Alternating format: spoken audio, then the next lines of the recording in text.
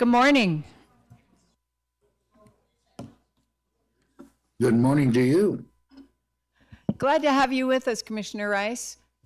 Thank you. I'm glad to be here. Trust me. Well, details later, but let us know if you can't hear anything, but we hear you loud and clear, which is great.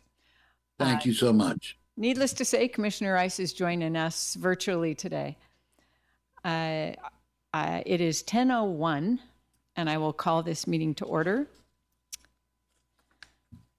We will begin with a Pledge of Allegiance led by Commissioner Danny Tarkanian. I pledge allegiance to the flag of the United States of America and to the republic for which it stands, one nation under God, indivisible, with liberty and justice for all.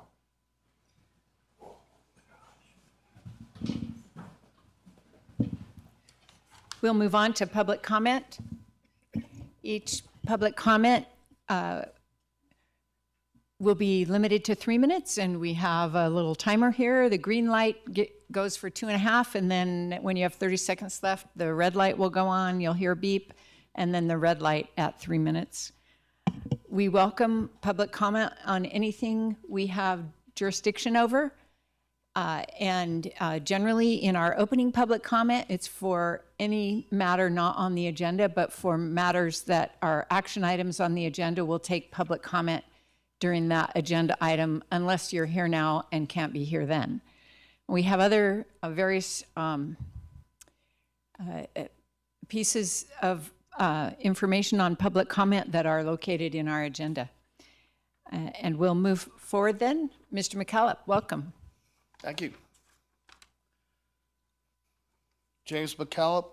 I'm on the Planning Commission, but I'm speaking as an individual today. I was not able to be here for the last meeting when the subject of Drayton Boulevard came up, and I will not address whether the road should be built. There are plenty of opinions on both sides. The Ranchos previously has submitted a proposal to provide a secondary access to rain shadow that doesn't necessitate the building of Drayton. The requirement of the secondary access for rain shadow was required with the 21st home built years ago, long before any of you were on the board, long before the staff was here, many years ago. Whereas I appreciate the emergency lock gate as opposed to nothing, a lock gate is not an access. The words access and locked don't really belong together. One, you lock your door to prevent somebody from accessing your home. I hate to see as the precedent of a locked gate taking the place of a road and secondary access that was required. The people living in these developments are entitled to the same public safety measures as anybody else. It's safety first. I think safety is responsibility for all of us on any boards. And I'm a little just frustrated that this has gone on for years without being done. It was required. The 22nd house should not have been built. 21st house should not have been built until this secondary access went in. It's public safety, and I don't know how a lock gate will accomplish the same thing if people don't know that lock gate is there or where to go. An emergency, and of course we hope the emergency never happens. Thank you. Thank you. Is there other public comment? You betcha. Welcome, Mr. Gibson. Hi, good morning.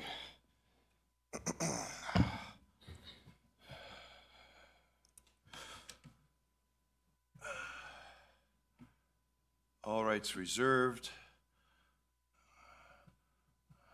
without prejudice, common law signature, retaining all constitutional rights to freedom of speech. Jason Gibson, good morning, House of Gibson. This morning you have before you an affidavit. This affidavit here before you has been received by Attorney General Aaron Ford, Office of the Governor, Joe Lombardo, Nevada Secretary of State Francisco Aguilar, and Nevada State Lieutenant Governor Stavros Anthony, United States Attorney for District of Nevada, the new swamp monster, Sue Fahimi, coming to Douglas County.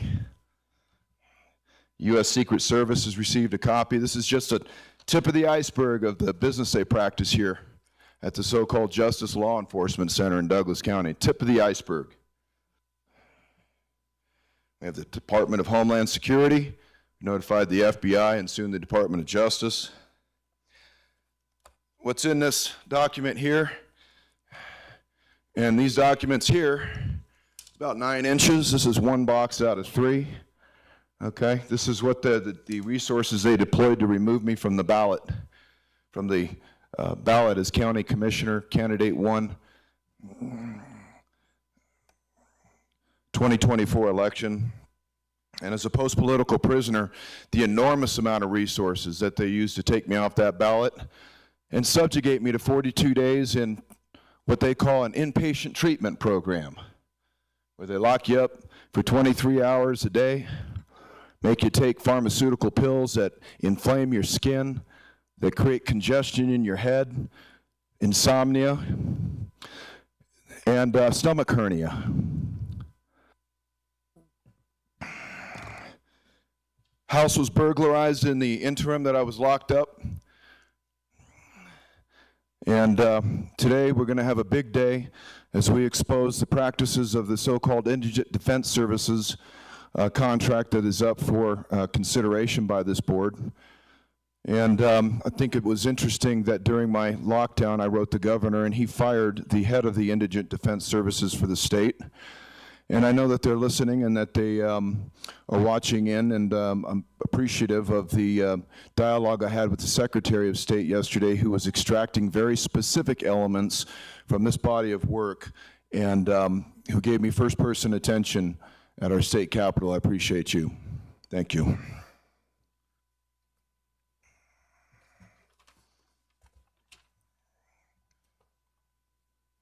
Is there any other public comment? Ms. Duda, welcome.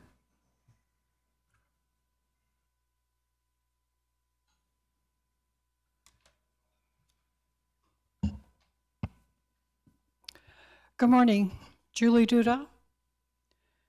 People are losing connection with local government. In this county, the lost connection is a reality. Knowledgeable and engaged citizens show up and give helpful input, but are overlooked when the vote is called. The departing chief of staff left a legacy statement. Always keep community at the heart of everything. Public engagement and connection matter as a foundation for effective service. And yet, entire communities were thrown under the bus with negative consequences, lost quality of life, and unjustified fee hikes. Indicators of local government stress. The current audit, the ACFR, shows county unemployment increased by 0.6% to 5.4%. The state unemployment rate is 4.1%. Recent public layoffs add to the stress. Inflation at the grocery store impacts everyone, especially lower income and senior households.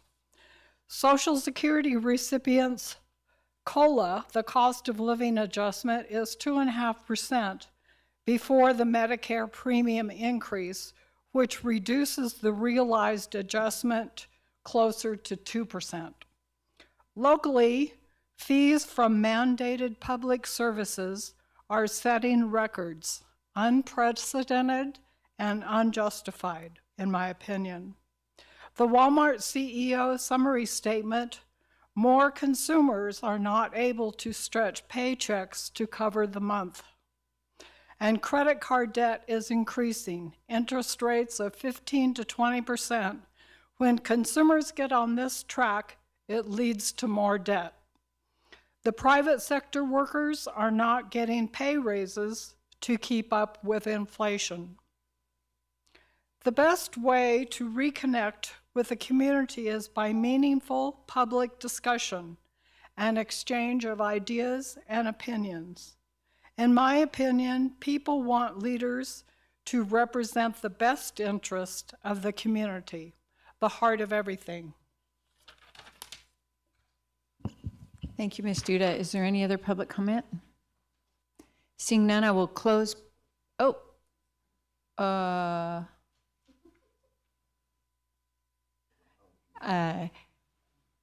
Sir, are you going to give public comment? I think that's a no.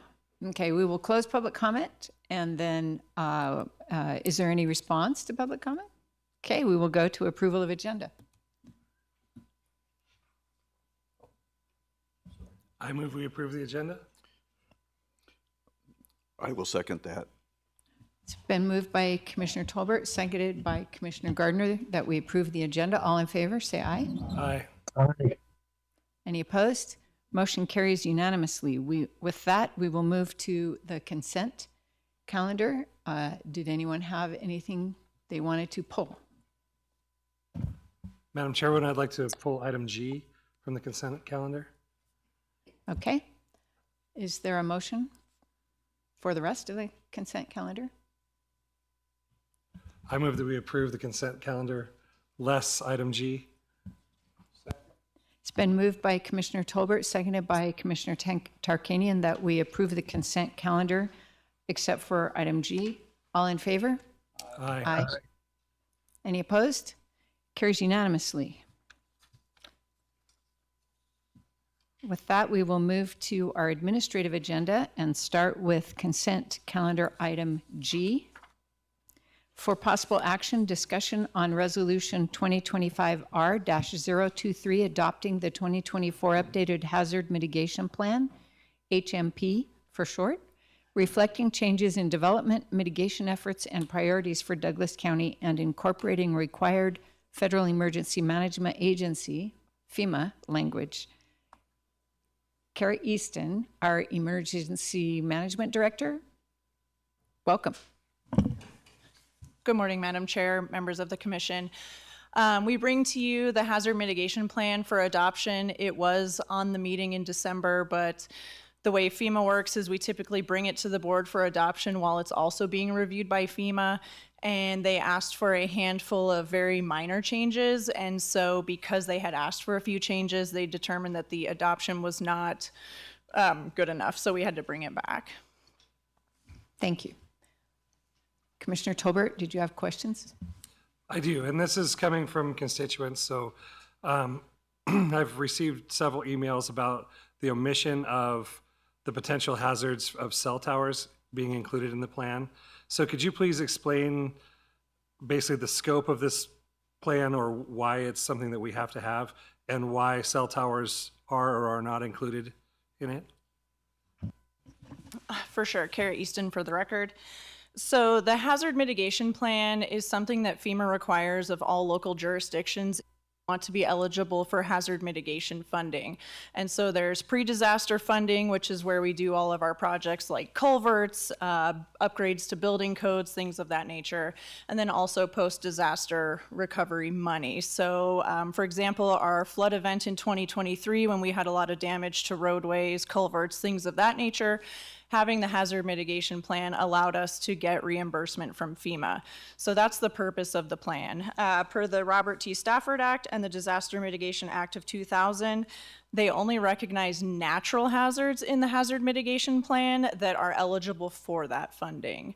So in our current plan, we do recognize some technological and human-caused disasters just to show that we are thinking of the overarching preparedness aspect.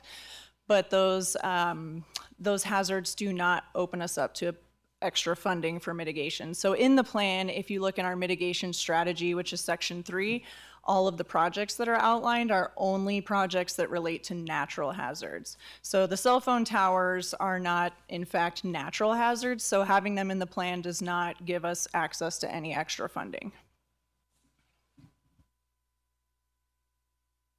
Thank you for that. Any other questions?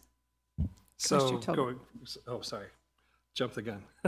So taking that a step further, so what happens when lightning strikes and these metal towers go down and cause something to happen around them, maybe a fire or whatever? how is that? So it would come through 911 like any other call, and we would respond with the resources accordingly. I mean, short answer. Like in our previous correspondent, you mentioned that would turn that into a natural disaster of the fire, right, which is included in the plan.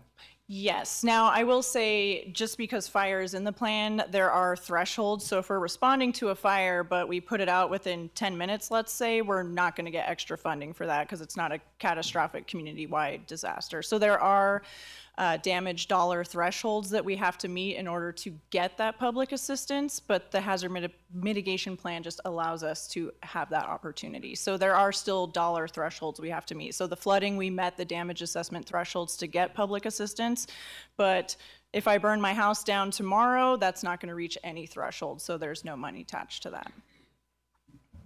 Okay, thank you. So just so I'm clear, so this is a report that's required by FEMA to outline what our potential hazards are that FEMA could assist us with. So it's not every potential hazard that we would ever encounter. It's specific to things that will get to that threshold point that FEMA could help us. Correct. Good, thank you. That was helpful clarification. Any other questions? All right. All I would say is I got the same questions, and so I appreciate you bringing that up and getting an answer. So thank you. All right, is there a motion on this item? Oh, thank you. Is there public comment on this item? Seeing none, we'll bring it back to the board. Is there a motion on this item? Madam Chair, Commissioner I'll move Tolbert. that we approve the hazard mitigation plan as presented. It's been moved by Commissioner Tolbert, seconded by Commissioner Tarkanian, that we approve the hazard mitigation plan as presented. All in favor? Aye. Opposed? Carries unanimously. Thank you very much. Moving to agenda item 1, for presentation only, ceremonial presentation of an employee service award to Daniel Hamer for 20 continuous years of service to Douglas County. Here to present, we have Chief Juvenile Probation Officer Tammy Morris. Joining him will be our Commissioner Nathan Tolbert.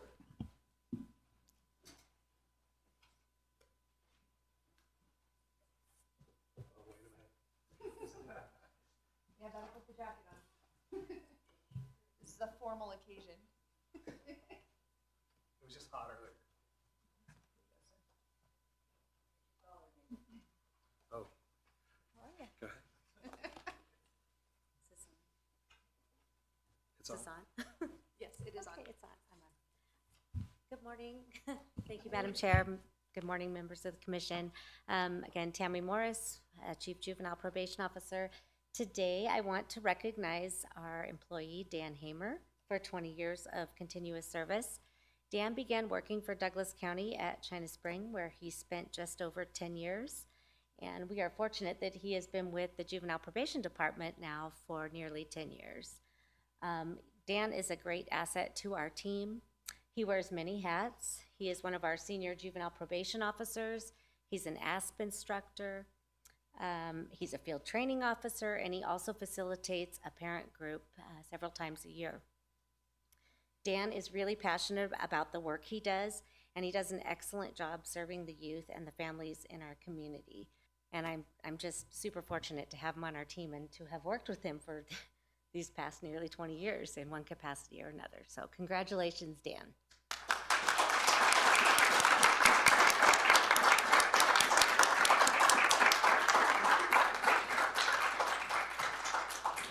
Oh, I got the mic now. So I've known Dan since high school, and he was a leader then, I believe Vice President of Student Council, something like that. And he's a leader today. And what I know about Dan is that he is always the one that takes the extra mile. He just shared a story with us at Kiwanis this morning about helping a kid in need get food that they needed, and he constantly demonstrates those kind of actions. So it's not easy for me to say, but even though he's only a little bit older than me, this is one of the people in my life that I would like to pattern my life after. And we residents of Douglas County are lucky to have you. So in appreciation of your 20 continuous years of dedicated service to Douglas County. Here's your pen and your certificate.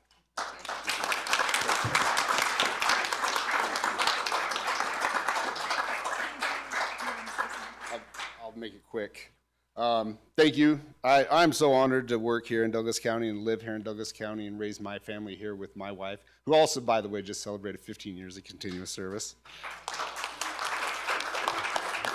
She's a saint. She's been married to me for 24 years, so sometimes I question her intelligence. But just kidding. But I will tell you, she is the backbone of our family, and it's the reason her commitment to us and to our family is part of the reason it's easy for me to go to work and be happy and enjoy my job. You know, one quick thing I'm going to say is I work with a great team, and when I'm not there, they cover for me, and that's a valuable thing. People think when they hear that I work with juvenile probation that I work with a bunch of bad kids. Really, nothing could be further from the truth. We work with a lot of good and decent kids who are a product of circumstances, they're adolescent. They make compulsive decisions. They're not often thinking clearly. Sometimes they're making influenced decisions. I'll leave it at that. But we work with a lot of good kids. So when you get an opportunity, to be a part of a village, and we are in our office, it's a really valuable thing. So I cannot thank everybody here enough, and my team, and I'm just grateful for what I do. So thank you.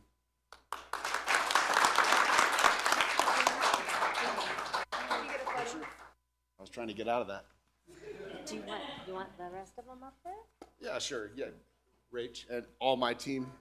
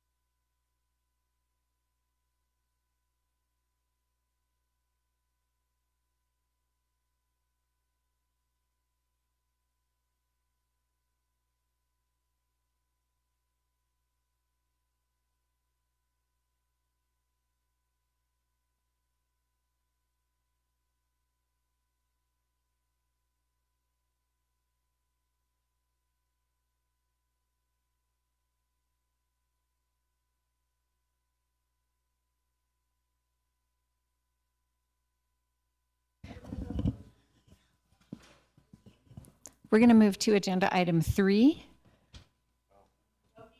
Oh, wait, agenda item 2, folks just walked in, so we'll go back to 2.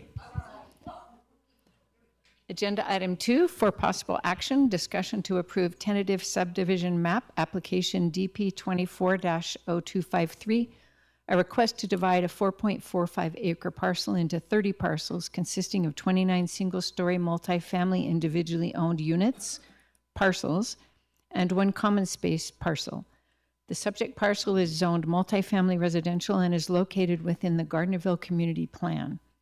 The parcel is located off of Giles Lane, behind Gardnerville Elementary School. The applicant's representative is Keith Rubin, R.O. Anderson, a Wilson Engineering Company. The owner is Chip Hanley, Santa Ynez Valley Construction, APN 1320-33-402-079. Kate Morales O'Neill, who is our deputy, There's principal planner.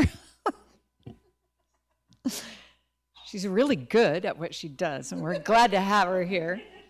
Thank you, Kate. Good morning, Madam Chair. Anybody who gets my name right, like right off the bat, which you did, scores brownie points. So good morning, Madam Chair, Commissioners, everyone in attendance today. So this tentative subdivision map is a request to divide a 4.54 acre parcel into 29 single-story multifamily individually owned units, and then one additional open space parcel. Our job as staff, I think it's really important to reiterate, is to determine if the applicant met Title 20 code. So when we're reviewing an application, that's what staff is doing. Have they met the development code in Title 20 as it reads today? Staff determined that, in fact, this tentative subdivision map does meet the requirements of Title 20 and thus has met the findings. That's staff's perception. Today, I'd like to introduce Rob Anderson. Rob is from R.O. Anderson, a Wilson Engineering Company. Rob is going to give you a brief PowerPoint overview of the project. At the conclusion of that PowerPoint, I am here to answer any questions as well as Rob. And we have our distinguished DA, Deputy A.J. Hames, also here with me for any of that difficult legal stuff that you might have to ask. Thank you. All right, Robert. Welcome, Mr. Anderson. Thank you, Madam Chairman. For the record, my name is Rob Anderson. I am with Wilson Engineers. I'm not distinguished in any manner, though, so unlike Ms. Morales, how'd I do? You forgot O'Neill. O'Neill, yeah. So, but thank you. Are you going to do the clicker? So we are here today on the Martin Creek project, which is located in Gardnerville. As Kate pointed out, the property is located immediately west. Go ahead. That's all right. Go back one. As Kate pointed out, this project has been reviewed and approved by the town of Gardnerville for 29 single-family attached units, which include 21 townhomes, or 8 single-family and 21 townhomes. Continue. There's a design review that was approved by Douglas County and also the town of Gardnerville for this project. So essentially, this request is simply to subdivide the units now. Rather than develop it as a for-rent project, it is now would be a market rate, individual ownership type project. And upon approval of the tentative map, of course, certainly don't intend to presume upon that. So as noted in the slideshow, each buyer will own their unit and their footprint. They would have an undivided ownership interest in a portion of the common space areas. Each will be equipped with fire sprinklers, which is a necessity with developing them as townhomes. The loop driveway is privately owned and accommodates two-way traffic, which I'll show you here in just a moment. There will be in a homeowners association, and each home, of course, will be built in accordance with the uniform codes. The project is located immediately west and south, kind of in the corner there of Chichester Estates, immediately north of Gardnerville Elementary School. To the immediate west of the project is the property that is now owned by the town of Gardnerville. And through that, the Martin Slough Trail does go through that particular property and connects Toller Lane with Zero Lane and Gilman and on up to Buckeye Road. Next slide. This is the zoning and the land use. The property is consistent with both. There's not a request there for either a master plan amendment or a zone change. Pictures of the property. The upper left-hand corner is a picture of the old Hellwinkle barn that sits on town of Gardnerville property, and then the other photos are the backyards. The two in the middle row there, those three photos are looking at the backyards of the Chichester Estates type development. The lower left picture is of looking to the southwest to Gardnerville Elementary School through that fence that's on the common property line. This is the tentative subdivision map relationship of the units. To the right is, do we have a pointer? I always forget if we've got a pointer. That works. No, never mind, you're good, you're good. So to the, what I would call Plan East, or to the right on the slide, is Giles Lane. That is a public road accessing the property. It also is common with and accesses and used by Douglas County School District as the access or egress for the buses that bring the elementary school children to and from the school. So there is an easement that goes a little bit to the left of where your pointer is, a little bit to your other left. No, your other left. That one, yeah, yeah. So that is a common easement that was negotiated at the time Chichester Estates developed their property for the benefit of this property and Douglas County School District to essentially access Giles Lane.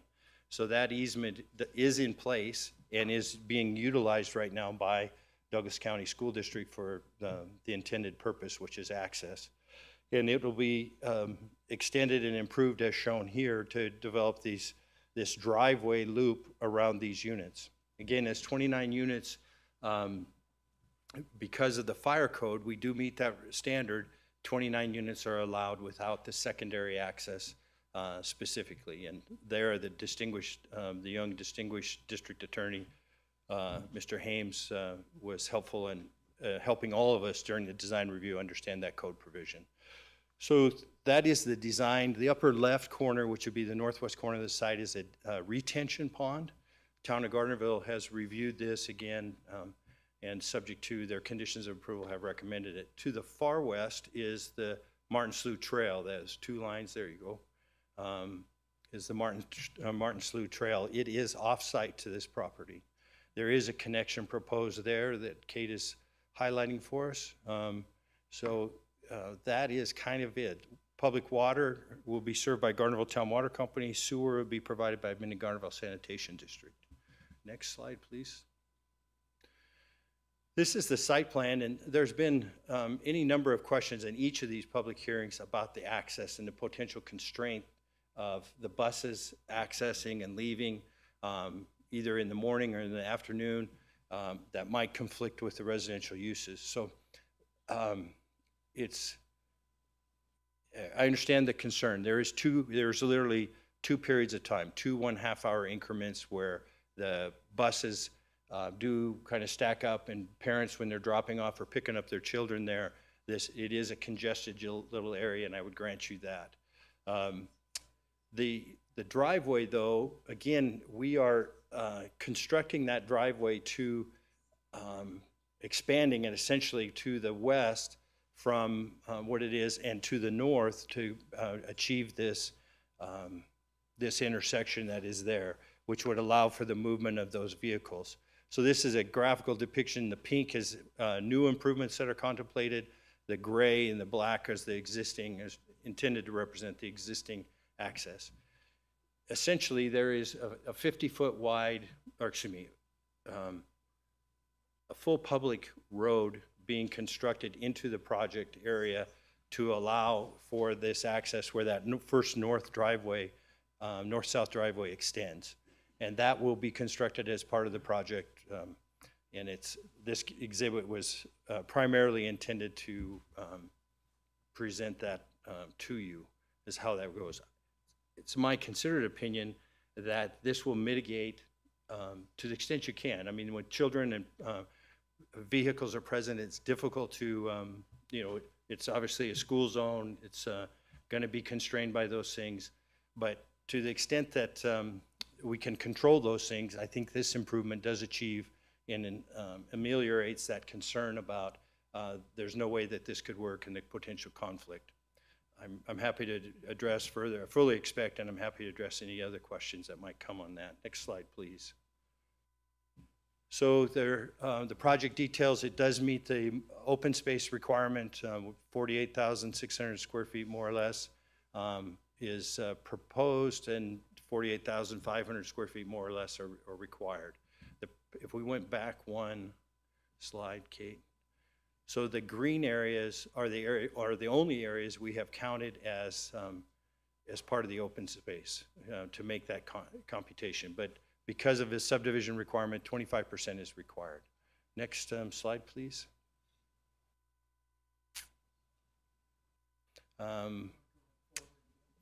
No, that's all right.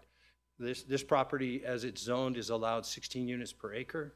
The density that is proposed is 6.5 when you consider just the 29 units on the acreage. Next one.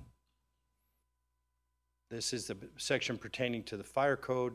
I've included it here just in case there is a discussion or we want to discuss it further. Next slide, please. Again, fire code reference, which I think we're okay on. Next slide, I think that might be it. Questions? Happy to answer them. Commissioner Tolbert. Thank you. First of all, I need to make a feel I need to make a disclosure. I'm sure Mr. Ritchie will approve. I'd like to disclose that I am a previous employee of Mr. Hanley, the property owner in this potential action. However, my departure was mutually amicable over 18 years ago, and this prior relationship will have no bearing on my objectivity and is made solely for the sake of transparency. Next, the questions. The issue that's been raised to me by numerous residents has to do with the safety. Of course, there's ones that, this is a silly development, don't do it. But the ones that really have teeth, I feel, is regarding public safety. So this morning I met with the principal at GES, and she confirmed that this is a major pedestrian access in the mornings and the afternoons, like you spoke, from 8:30 to 9, and then 3:15 to 4:45-ish. And that they also already have security and safety issues along the north boundary of the school, given that access easement where they have people walking within feet of the windows of their classrooms, and that they have to deal with that, and that can potentially cause them to have lockdowns. Now we're adding another potential with vehicle traffic. And then the next question or issue that is the lack of secondary access. And I know that the ordinance allows for an exemption based on sprinklers, but we also have, 2 potential access routes that we're gonna look at maybe going through. I see the gate there in the pink line. But both of those access routes are in conflict, for lack of a better word, with the school. So should there be some kind of a event and the school needs to be evacuated, they would be using the exact same routes that the development would be using. And so I haven't really seen any coordination or any addressing of that. Plus, if you use that secondary access coming down into the school, that access route is gated by the school district down, and it's closed about 22 hours a day and all weekend. So that would mean a school district employee or somebody else have to come unlock that gate if you're trying to get out to Toller. Plus, if it's during school hours, that bisects the playground and where they have PE. So I just like to see, how you're addressing that, because to me it is kind of in conflict there. And I did speak with, like I said, the principal, and one thing that we could possibly offer is maybe the HOA would be willing to contribute or donate to the school district and the amount to cover an extra 30 minutes of staff time for a morning monitor. The schools already have a monitor out in the afternoons, and that would help mitigate any vehicle versus student actions in the mornings, because right now it's not monitored. And I met with the school district staff also this morning to see if that was even possible, and they do have a mechanism, but it would have to be approved through the school district. But that would be something potentially to help mitigate that issue, because that's the big one that most of the public is saying is, you got kids coming out of that, there's no vehicle traffic now, this development is going to be adding all of the vehicle traffic that's going to be in conflict with what's already there. So I don't know if that's a question, but there's two things, statements from the public that I'd like to see addressed to make it comfortable with this. So I think the best way for me to address it, Mr. Tolbert, is to go back to how this got started. So at the time that Chichester Estates was developed, Douglas County School District came to the developer of Chichester, which was a gentleman by the name of Lou Pierce.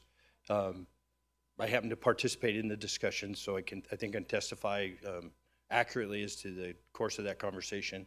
The discussion was for the school district's benefit to be able to access out right? So they could, in fact, have a way before, you might recall, those of you who've been here for some time, that the school district used to have a circulation problem right in front of the school on Toller.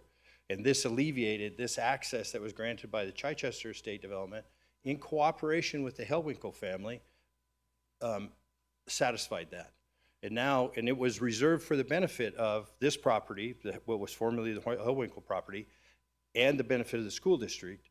And so the suggestion now and the concern now by the school district or others that is it is objectionable use and therefore needs something further to mitigate it is somewhat, for the last guy that came in, it's somewhat surprising. But it is set at a full 50-foot width to come all the way back. So in that respect, to come all the way back to that first intersection, in that respect, it is, it would be like no other little, or every other little rural road that the school district accesses onto, or, excuse me, urban road that the school district accesses on that has curb and gutter and sidewalk. There is going to be that time period where there are going to be children present. I drive, come to work every morning past Douglas High School, and I would tell you that Mahogany Drive and also Highway 88, they have a monitor on Highway 88, but they do not have a monitor on, the school district has a monitor on Highway 88 at that crosswalk. There's no monitor on Mahogany. The swimming pool district's there, essentially the same size road. It's a little bit narrower, but the same side road is going to serve these 29 units, which serves what I believe, my recollection is Westwood Village, the only secondary access out of Westwood Village, 170 some unit development, comes right by the high school with the high school kids, comes right by the swimming center, comes right by the church. And as long as I've lived there, I have not seen an issue personally or professionally. I think it's, I realize it's a very flashpoint perhaps for the public based on all the hearings that I've attended on this, but I do think that we have met every reasonable safety standard by this design that's necessary to obtain access, and it is frankly the only access we have. The school, or town of Gardnerville, owns a property to the west. That is not available. There's not a route there, in my opinion, that would meet the emergency access standards as defined in Douglas County Code. It would certainly provide a refuge, perhaps, but that would be all it would achieve by going to the west.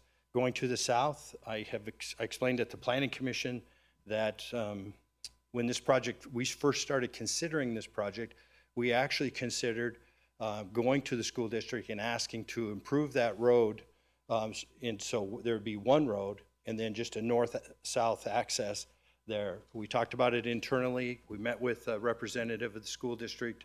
At that time, the thought process was that we could bring it forward and it might have some support. And then immediately subsequent to that, there was the issues that the school district was confronted with on their management issues that were well publicized in the local paper, and we put it down. Now since then, with the concerns about access to in and around children and those issues, the developer doesn't see that that is something that's going to be well received by the school district.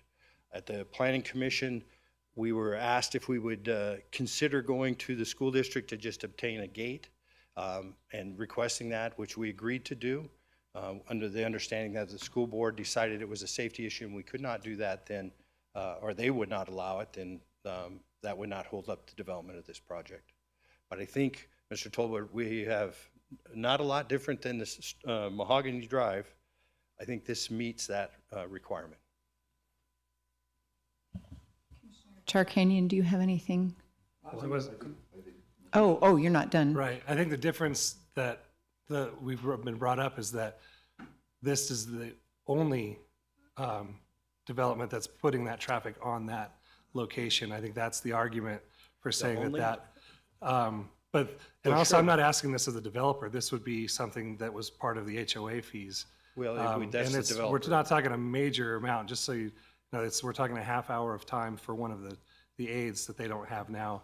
And like I said, it's not something that has to happen, but to just see something. Plus, I'd also like to see some kind of agreement or plan that both the school and the development can coordinate. Because like I said, everybody's going to be exiting in these same directions.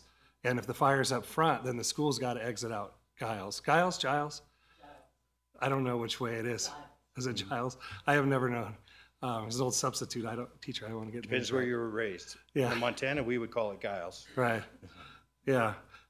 So anyway, that street, if there's a fire up front, and maybe in the old schoolhouse, they were going to be exiting out that way, which would mean, you know, if something's coming that direction, which would mean that the residents would be also.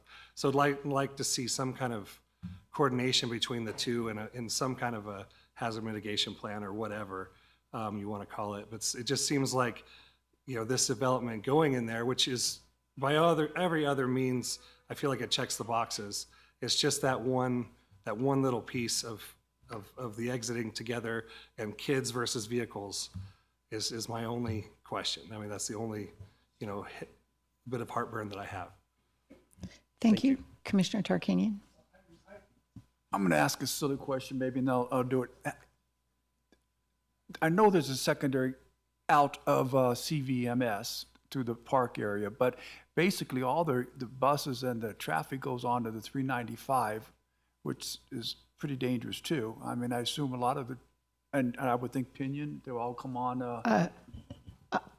I'm not sure that's right. I think the buses and the parent cars leave on this road. Is that right? Well, I don't. Yeah, from my meetings this morning, it is almost all parent cars, not buses. Yeah, I think the buses come back Okay, out. that's a good question, Commissioner Yeah. Tarkanian. Have two accesses, both are onto 395. So. No, there's a back way. Excuse me. I said that I understand. Listen, I don't need to take up your time on this. No, you're There's two on the 395, and you can go through the park if there's an emergency. But I'm talking about with respect to your concern that it's dangerous when the buses are coming and picking up children and dropping them off and so forth. They come in and out of the 395, right? Am As I do the wrong on parent that? vehicles. As do the vehicles for the parents. Yeah, when I was dropping my son and daughter off there, that's where we did. There's buses, and everybody just had to be careful, right? There you go. Okay. Okay, Commissioner Rice, do you have any questions? I do not, thank you. Commissioner Gardner? A number. Thank you. I realize, first of all, that this piece of property is landlocked. And so egress and ingress are extremely difficult. And I also understand, Mr. Anderson, and appreciate your requirements to get the biggest bang for the buck for your developer. I understand that. I knew that this project was coming before us really about over a year ago, I think, when it was originally intended. And last year, when I believe Ms. Morales O'Neill, did I get that right? No, Morales O'Neill. I have a problem with that. Thank you.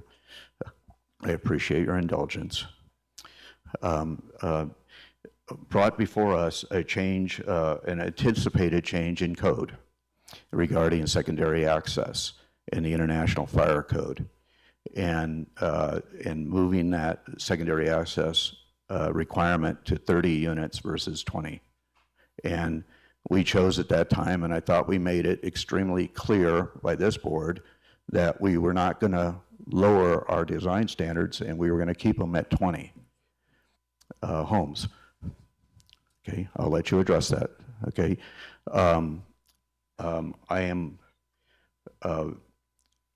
we made that abundantly clear, and so somehow, and I'm kicking myself in the butt for this, okay, is that in section D 1071, 1 and 2 family dwelling residential development, and we talk about the 20, and there's an exception, and I missed that exception. And if I had not missed that exception a year or so ago, I would have ensured that we had not put that section in there or allowed that to go forward. Sometimes government has a tendency to work to the letter of the law versus the intent of the law. And we talked about that in regards to noticing requirements. Okay? Rather than appreciating and looking where effects of our community may take place, we have a tendency to fall back on the letter of the law versus the intent of the law. And I believe that's the case here. Okay? Our intent, and especially in multifamily residences, we have a higher density, and it's a greater preponderance of a difficulty in getting people out of an area when it comes to natural disasters. And I appreciate the fact that you've added, and I think that's what happened since the original concept came forward, is that you've added fire sprinklers to this. I don't know that they were originally intended, but now you've added fire sprinklers thinking that that's going to address all of the public safety concerns that this board has, and especially I have. The ability to even get emergency vehicles in to the area for non-fire issues is difficult when you have one access road. And the amount of people that we try to get out of here in an emergency is difficult, especially when we're up against a school that's right next door and them trying to move students out of that in the situation of an emergency. So I was truly hoping that when we made that very perfectly clear last year, that this project, knowing that it was in the conceptual stages, that the owner would have recognized that, the developer would have recognized that, and had you come back to a plan that was shrinking this down to 20 units versus 29 units. But that didn't happen. Instead, all you did was add fire sprinklers, and that troubles me, because we overlooked that loophole. We overlooked that loophole, and trust me, I intend to close that loophole if I have the opportunity on this board. Okay, I don't like it.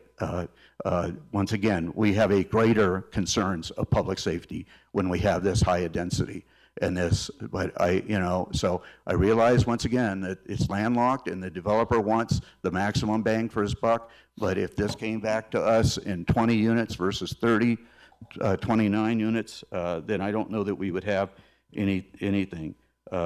So what troubles me in our staff report, Ms. Morales O'Neill, is that on page 228, the last paragraph, okay, and I don't know if we wrote this or whether the developer wrote this or who wrote this, Douglas County Design Criteria and Improvement Standards, DCIS, manual currently states at least 2 means of egress and ingress to the county standards shall be provided to serve a subdivision or development. However, Resolution 2023-R-011 is adopted code and trumps our DCIS manual. The word trump there bothers me. It does supersede it, but the wording that we put in there, and I believe that's us, if I'm not mistaken, because this is the staff report. Am I mistaken on that? No, that is correct. That is what I wrote. I used the word trumps. I apologize. I would suggest you use the word supersede. Okay. I don't like the word trumps. Okay. Okay? Because the will of this board trumps everything. We have the ultimate decision. Yeah, I'm going to say, though, that I think technically here they mean the same thing, and appreciate that. And so do you have anything further? Once again, the intent of this, the intent of our desire a year ago or so was that anything above 20 units, I don't care if it's 20 units in one building or 20 units in 5 acres, it still has to have secondary access in my mind. And I'm disappointed that I missed that, and I will hopefully correct that oversight. Do you have questions? Oh, Ms. Morales O'Neill?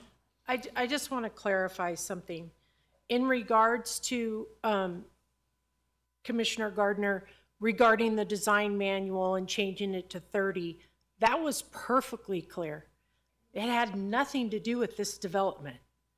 So now fast forward almost a year later, this new code was adopted. So the developer now could see that due to this code being adopted, they could do the 29 units if they had fire sprinklers. This was not, I don't want there to be a I'm misunderstanding. perfectly aware of that, but if we had changed the code to not allow this exception to be in there, that would not have happened. You're It would have been down to 20. You're correct. Thank you. Commissioner Tarkanian. I got one question, one statement. The statement is, I'm finding it hard for Mr. Gardner to be upset at the word Trump because I think that's one of his favorite words since the inauguration. Second of all, I'm trying to understand the biggest bang for the buck. I thought you stated that this property could have many more than 29 units on it if it wanted to. Absolutely. It's zoned for. Zoning wise. Well, Can you flip back? I mean, I think what people need to, up to 40. So what I'm trying to get at is, as a landowner, you have certain rights based upon your zoning and the master plan and what it falls under. You've gone down from how many is a maximum you could have had? Maximum would have been 71. So you went down from 71 to 29. My math's not that good, about 60%. And was that good? Oh, That's pretty wonderful. good. And you're trying to make it work. I mean, what's the we'll have some public comment, we'll listen to it, but I'm not sure what the alternative is without taking away property without due just compensation. Thank you. Mr. Tarkanian, I appreciate your remarks. Mr. Gardner, I truly respect your remarks too. Allow me to say, that is exactly what occurred, they do have the right to build 71 in theory under the zoning code. They have to meet all the design criteria, but they do have that right. It is not only Douglas County's code, but it's also the International Fire Code that allows this, and that code is also adopted, Mr. Gardner, so that too regulates and defines what we can and cannot do. However, please keep this in context. We already have a design review for 29 units with this design. It's approved. We could go forward, my client could go forward today and build 29 units for rent. The request today is a tentative subdivision map, and only a tentative subdivision map, to allow us to make them, let me say it this way, market rate units for sale. Period. That's it. That is the purpose of this application. He has approval, literally, from Douglas County to proceed with the design review. I see Kate shaking her finger at me, but I believe that is the fact. We're going to go to Ms. Morales O'Neill, and then we'll come back to the board for questions. I have another. I do have a clarification about the design review approval. At the time, Mr. Anderson, and it is part of the condition of approval from the town of Gardnerville and staff, is that it is approved if it went to the Board of County Commissioners and they approved more than the 20 units. I do not recall Because that. it's in the condition of approval.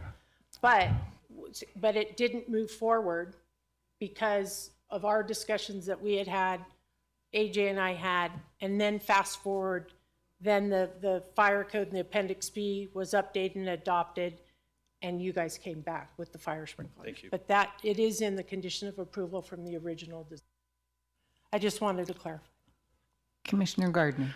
Let's in all due respect, let's not be disingenuous to the public. Total allowed unit 71.2. That is not correct. Okay. That is correct. Wait a minute now. It's not correct because you can't get, based on our height standards, you can't get 71 pieces of property. Come on, right? No, Am I that's not wrong? necessarily true. Very true, right? So let's not be disingenuous to our public All right. or to us I'm and gonna say that. take it down a notch and here. to say that it's not 16 units, Commissioner Gardner. 71 units that could go on this.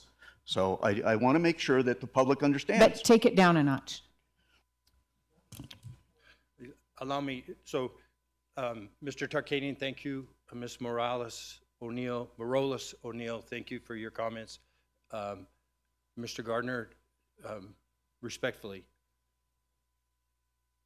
we could get 72 units on here. It might be in a single building, and it might be 45 feet tall. You might not like it. I don't think the neighborhood would like it, or 35 feet tall, excuse me.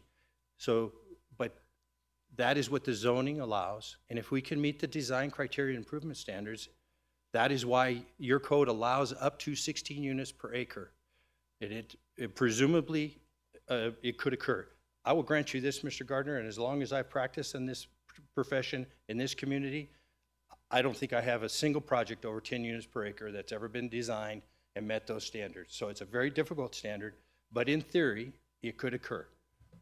I just wanted to make sure we had that, I think we weren't you and I are overstating what's available. on the same So, page, thank Mr. you. Gardner, other than I appreciate there is that. a code provision that allows us to do what we have asked to do. We're not here requesting a modification to the code. We're not asking for a variance to the code. We are merely asking for your approval to subdivide these units. And that is why we're here, Madam Chairman. Thank you. I'm more Do you have- angry at myself for overlooking this, okay? than The record anything will else. note So that please- Commissioner please understand Gardner's that. anger is at himself. Thank you for that. All right. I do have some comments or questions first. Do you have more questions? Just to the point that also in that code, it does also say, as determined by the fire code official.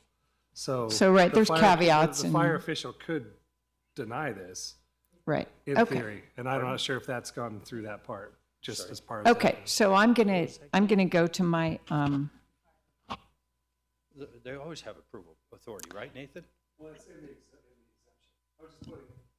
So I'm just reading that in the exemption, it also says, or as determined by the fire code official. So they could look at this and maybe take into account some of the issues that I said before about the exiting with the school. The fire official could override this and say that it wasn't allowed, but I don't know if that's okay, gone through that but portion. we're not there, we're here, Well, so. if I may, Kate Morales O'Neill, the fire department did approve this tentative I subdivision. think that map, he was so- talking about the theoretical 71, but we're not there. We're at 29. So here we are. We're going to focus on where we're at now. I have the same concerns that Commissioner Tarkanian or Tolbert has brought up. And the thing that I've thought about this a lot, as you know. The thing that comes back to me, could we go to the picture with the colored pink and gray driveways? The fact that we're going to have a road right by a road and we're going to share a driveway, and yet these two entities have not had a conversation in depth about this plan, it troubles me. And I appreciate the Planning Commission's request. And I really appreciate you agreeing to talk to the school district. And I know that the amount of, that the authority we have here is limited by what is already spelled out in the code. So I would like to look at, I would like to think more along solutions and where do we go from where we're at. And to me, that this, I would gain a lot of comfort if you would have that conversation with the school district and see if there's some win-win approaches here. Maybe you could share that road. And that would, in my mind, that would be a win-win. The interesting thing to me is that gray area comes to a point like a pencil. So this picture makes it look like the development gets that driveway, when in fact it's shared. It's a shared easement. It is. You own the easement shared. Yep. So it just feels like a conversation needs to happen, and in a context of what are the win-win opportunities here, and how do we resolve to the greatest extent possible the concerns that we have.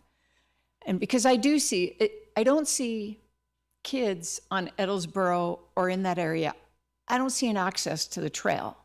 So they would go the other way Hopefully. and come down and walk right in front of that driveway if they're walking to school. Am I missing something?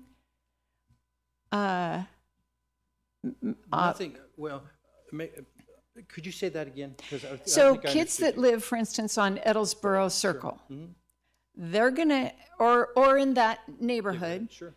wouldn't it be great if they would go over and use the Martin Slough Trail? But I don't know where the access is to the Martin Slough Trail, so it seems to me like they're gonna come out the other way Martin and Slough- walk in front of the driveway. What am I missing? So the children from the neighborhood of Chichester Estates, Edlesboro, Chichester, guiles, as I would call it, they're gonna, I suspect they're gonna go the way they do today to get to the school. They're gonna go, and if they go through that Giles Lane, they'll just continue to use it the way they have. This will not change that, other than there's gonna be 29, or could be 29. That's exactly it. Right, there's gonna be The thing 29 that will, more. is exactly what I'm getting at. Right. That there will be traffic there that there isn't now. Yeah. And to me, No, please, I'm sorry. the difference between Westwood is those are high schoolers. Have you watched how some of them drive when you leave? Oh, their yeah, home? and as you were talking, you said, there's generally no problem, but that put in mind the exactly one time that one of our sons decided to drive to school from our house, which is super close to the school. Yeah. Somebody else T-boned him as he was gonna turn into this, anyway. Sorry for the. Anyway, back to this. So yes, I am concerned about kids who walk in front of that. There will be traffic there that there is not now for 2.5 hours a day. But all of this just goes to the point of there should be a conversation with the nearest neighbor with whom you share an easement. Agreed. And I would like to see us continue this to allow for that conversation to happen. So, Madam Chairman, I think my client is not here, I don't think. Don't see him. I don't have authority to agree to a continuance. I could stop for a minute and make a phone call. I do have authority, though, to agree to a condition that requires us to coordinate this with Douglas County School District. Happy to do that. I think I represented that to the Planning Commission as well. Happy to have that conversation. What I'm resistant to is having the school district have the negotiation power to say no, and just come up, not that they would, come up and say, no, you need to, one's not good enough, you need to fund all of our little flaggers, right? So I would agree to the condition. I think I've been, I have the authority to agree to the condition that we will absolutely coordinate this with the school district to see if there's not a better solution. No question about it, absolutely.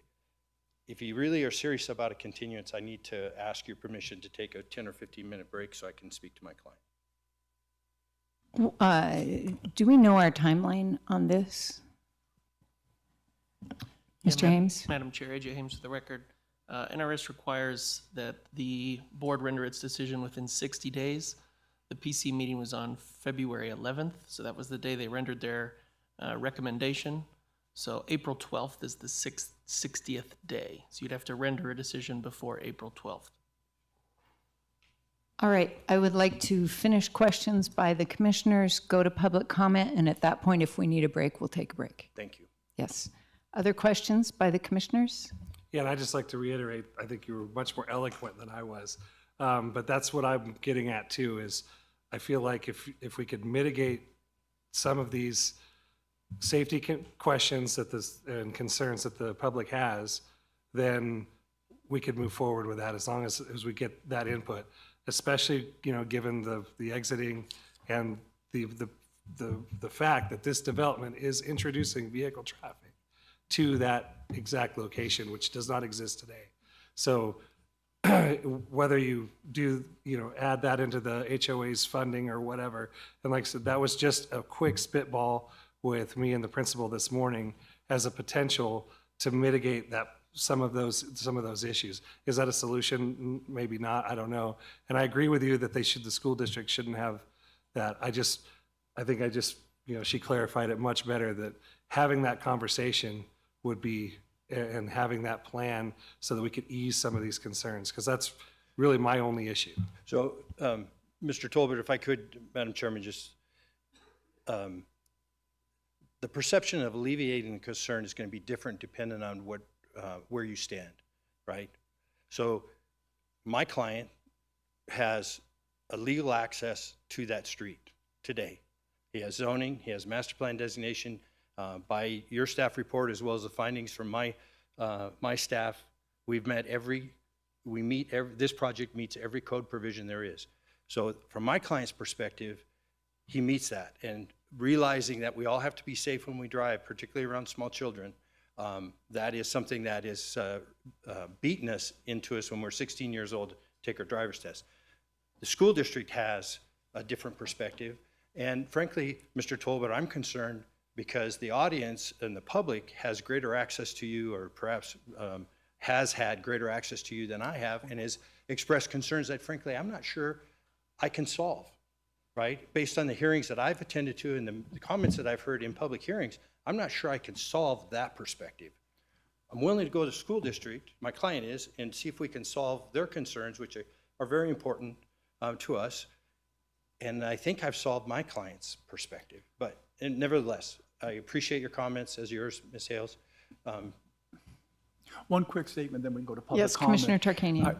I disagree with Commissioner Tolbert in that this project will bring additional traffic to the street because this project has already been approved as a rental, which have the same amount, if not even more traffic because of people coming and going. So it isn't more traffic, it's the same. It's already been approved. Thank you. I appreciate that. And my request is one more of, let's rise to a higher level by collaborating and talking with our neighbors. Do you think I can do that without a delay? Do you think I can, if my commitment to you is that we'll have those conversations, we'll even report back or report to your staff, your professional staff of those results?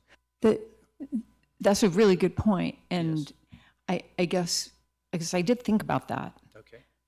But the benefit of coming back here is we get to hear about it and the public gets to hear about the conversation, the work that went on between these two neighbors. So I think we'll go to public comment now.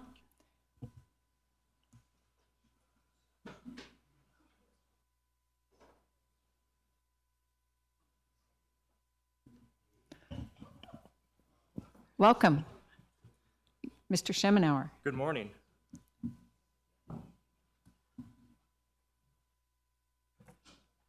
Good morning. I've lived in this neighborhood for 25 years, and this is now the second development that's trying to encroach upon our streets. Excuse me, sir, your name for the record? Jeff Schemenauer. Oh, yep. No worries. A traffic study was never done because it doesn't meet the threshold, but it's safe to say we're going to see 60 to 90 extra cars using that one point of egress, ingress. This room is roughly 40 by 80 feet, and there are 4 points of ingress, egress. This is 5 acres, and there's one. One traffic accident at that entrance locks everyone in there, prevents services from getting in there, prevents buses from coming and going. This project should never have been approved to this point. If this was a good idea, the developers of Chichester 30 years ago would have developed that property. If they thought it was a good idea, they would have bought it and developed it, like the other 750 homes. This is just a bad idea.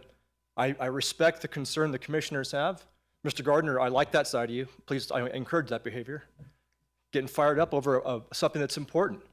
We're talking about the safety of our children, the safety of the kids that don't have maybe that common sense or the physical reflexes to jump out of the way of a car because they're in La La Land, because they're kids. I encourage you to visit this property during the busy hours. I encourage you to require the developer to do a traffic study, even though by statute they don't have to. There's a reason they shrunk it down to that size, so they could avoid certain boxes to check. So I think there's a healthy respect for the safety issue here. Having lived here for 25 years in this neighborhood, I don't want to see this project approved. This is one of those cases, just because you can doesn't mean you should. Thank you.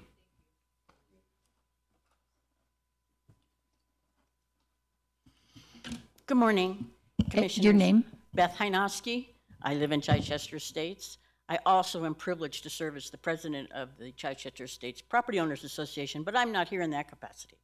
I am here because I have gone to all the meetings on this development.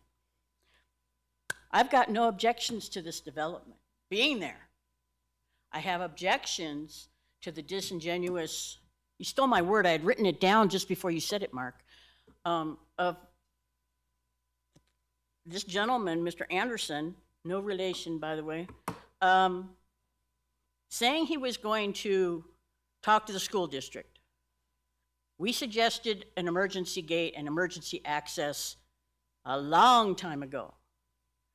and they've come up with excuses not to talk to the school district. Well, you know, let's be a good neighbor. Let's talk to your neighbors. Let's see what can be done to make everybody safer and more willing to be compatible with each other. And yes, if they approach the school district, we need a written report of it, and it should be made public. Hindsight is 20/20. All the discussions that were had regarding zoning, changing the code, developing Chichester Estates and this development, those are all great, but they happened in the past, and now we're looking at today. Today, we have a lot of little kids coming in and out of that school.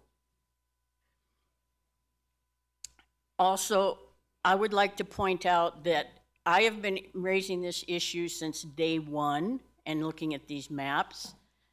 And can you please highlight this space right here? Giles Avenue exists where it's black. Why is it narrowing when it's pink? You're narrowing the access from Giles Lane to the school and out. So it's making it worse. That drawing has never been revised. I've brought it up every single meeting. And, oh yeah, it's fine. Yeah, the street's wide enough. Yeah, the street's wide enough, but you're narrowing it.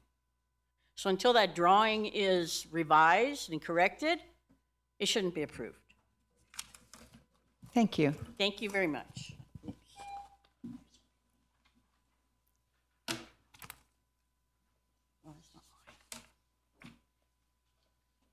Mr. McCallop. James McCallop, Planning Commission member, but speaking as an individual citizen.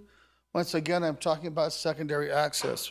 Apparently, it's my favorite subject today anyway. In preparation for the Planning Commission meeting of February 11th, which is my first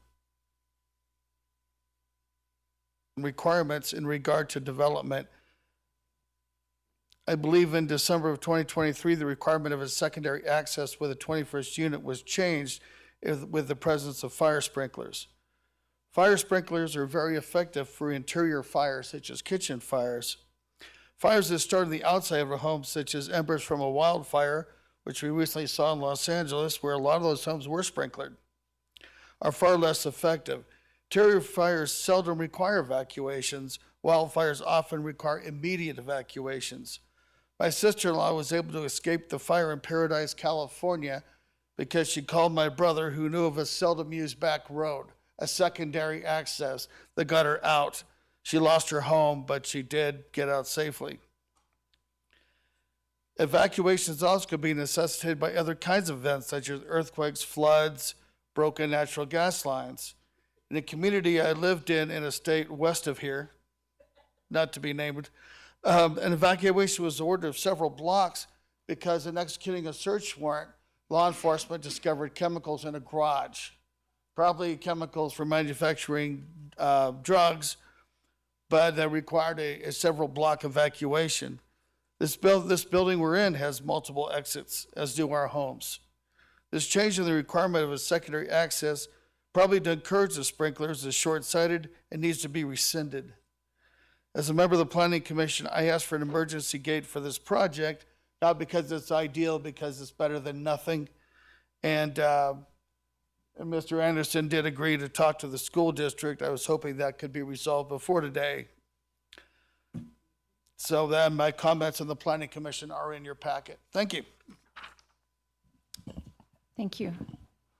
Welcome. Hi, good morning. I'm Nova Cook. I live on Chichester. I have 2 daughters that attend GES. I'm really glad that Dr. G got a chance to talk to you because I spoke with her this week and she had no idea about this. The PTSO does not know. The teachers do not know. The students do not know. And that is appalling to me that besides me seeing it on the Nextdoor app and a sign posted that was ripped down 2 days later, I was not aware of this, nor was anyone else that it directly impacts. I want to comment on what Beth said. That pink area right now has a large boulder. It's about wide enough for 1 car to fit through. That's half a road. It's like 1 lane. So again, the width, I understand it's all code. you know, this is just such an ill-conceived plan. And I know we're talking about, oh, it's only a half an hour in the mornings, half an hour in the afternoon. What about all the kids on the weekend? There is a lighted 15-mile-an-hour sign on Marion Russell directly near this. That's rarely followed. We've got kids on bikes at all times, especially as we're going into spring and summer. You know, we've talked about the construction impact as well. I just can't see for the school and the kids how this one outlet, again, is gonna work.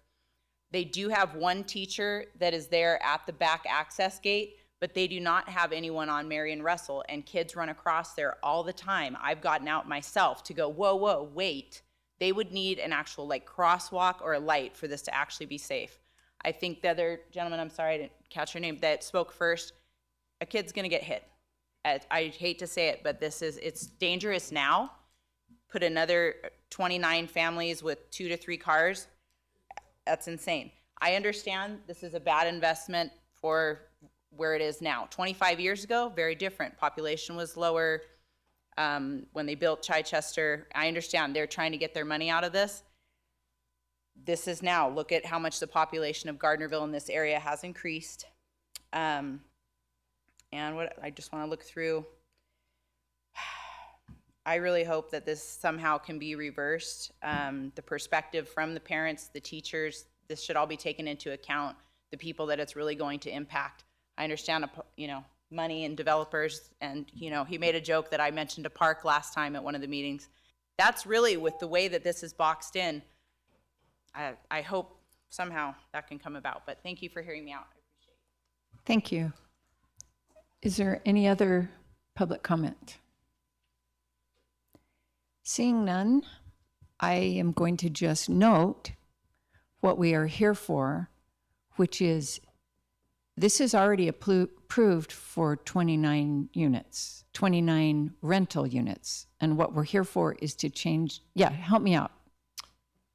So the original design review was for one property owner and the 29 units, okay? That design review was approved with conditions, and one of the conditions being it's only approved if the Board of County Commissioner approves the 29 units without the secondary access. Okay, so now this project has come forward again with a modification to that design review approval being now it's not one owner, it's individual owners. And these are now sprinklered units. And it was per them following and seeing that the code that was adopted by the board, if they're sprinklers, now approve that. So that's, I just want to be clear on what was approved, and there's a modification to the design review, and the only modification is individually owned footprints now, individual parcels, and sprinkler units. If this is approved, that in turn would be approved. The condition, you know, the modification as far as staff is approved, but it's the tentative subdivision map is in your hands. Got it. Thank you. That was helpful. If there are no other questions, what I want to do is take a 10-minute break. I just had one more question, and that was to our legal counsel. And once again, and it was just a quick question, the 60-day runs out at what date? AJ Ames for the record, April 12th. I mean, I got one question. It's really from the engineer. I'm sorry. Did I hear you say you reached out to the school district already and asked about the road and stuff? Well, excuse me, Mr. Tarkanian, for the record again, Rob Anderson with Wilson Engineers. We did, but it was essentially the clerk of the works, Mr. McCullough, who we spoke to. This is probably a 2-year-old story, and asked about, you know, was there a way in his mind, because it was just a quick question. Sure. I want to know if we're going to have the delay to make you speak to the school district when I thought you said you already spoke to them. It's really just yes or no. Yes. If you So we spoke to Scott McCullough, who is a representative of the school district in certain capacities. We are actually encouraged to go to the school district, and then a few weeks later, when the circumstances at the school board erupted and there was the political infighting, we were advised to stop, and we stopped. And those circumstances, I understand, have changed. We're going to need a 10-minute break, and so I'd like to take it right now, and we'll be back at 11:35.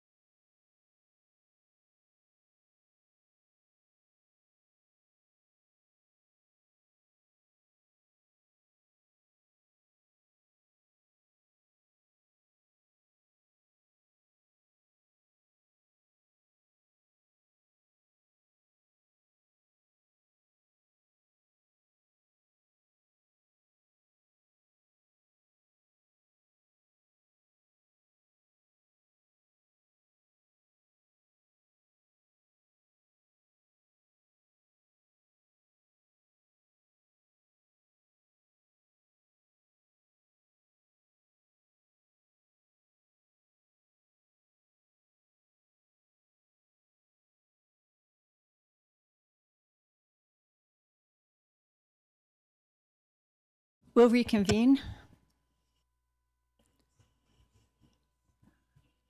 Are there any more comments by the board? Do you have a comment, Commissioner Tolbert? Yeah, I mean, all things considered, this is an empty lot full of sagebrush that if we do not approve this, you know, we could be putting an axe to the development of this property in some considerations. If we're not going to do this reduced amount, this is looking at other developments like it. This is going to be an attractive development. It's going to be an asset. The issue really, for me, comes down to the public safety. Now, as it was brought up, if we flip the timing of this, if the development was in first and the school came in second, would we still be arguing that the developer needed to help with this? And to that, it would probably be no. It would be on the school to maintain and manage the kids. So it's all, I guess, in your perspective and how you want to look at it. But also, you know, I do believe that there's, you know, that this I feel like it needs to come down to communication, which is everything to me. I feel like the developer and the school district should collaborate on this, because the school district could provide additional exiting for this development should it be needed. You know, there's also, you know, other things out there for that exiting. So really, I'm struggling with this one both ways, and I'm trying to make sure I see it from all perspectives. But it does weigh on me that this property could become a blight, because it's going to be harder and harder to develop with, like I said, this is a big limit on what could be there.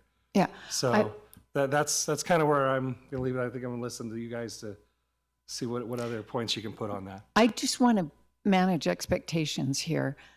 When we say that we want to, that we would like, if we decide that we want to continue this so that we can give a chance for a conversation between the developer and the school district, it's not because the school district can say no to this project.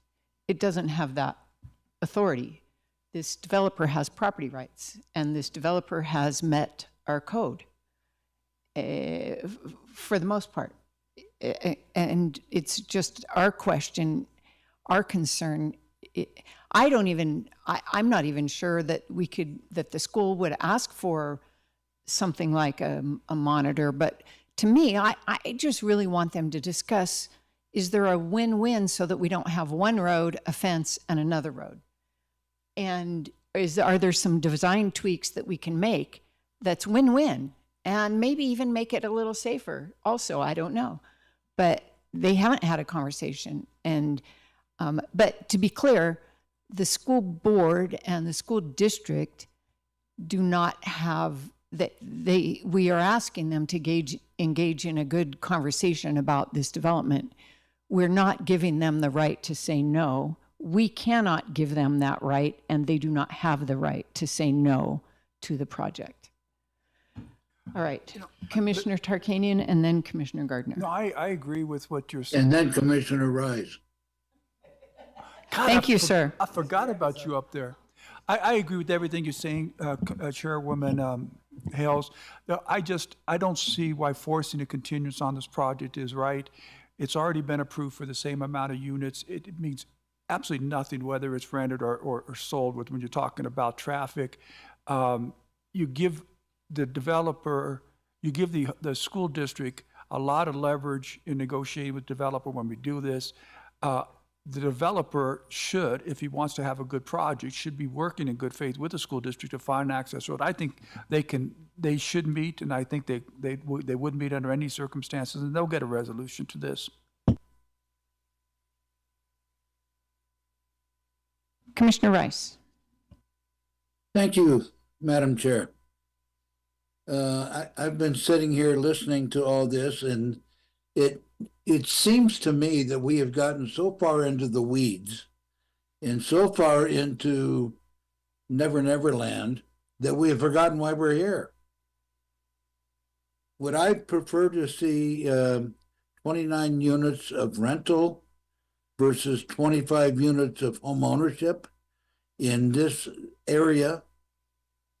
Which would be better for the surrounding neighbors, this has already been approved as rental.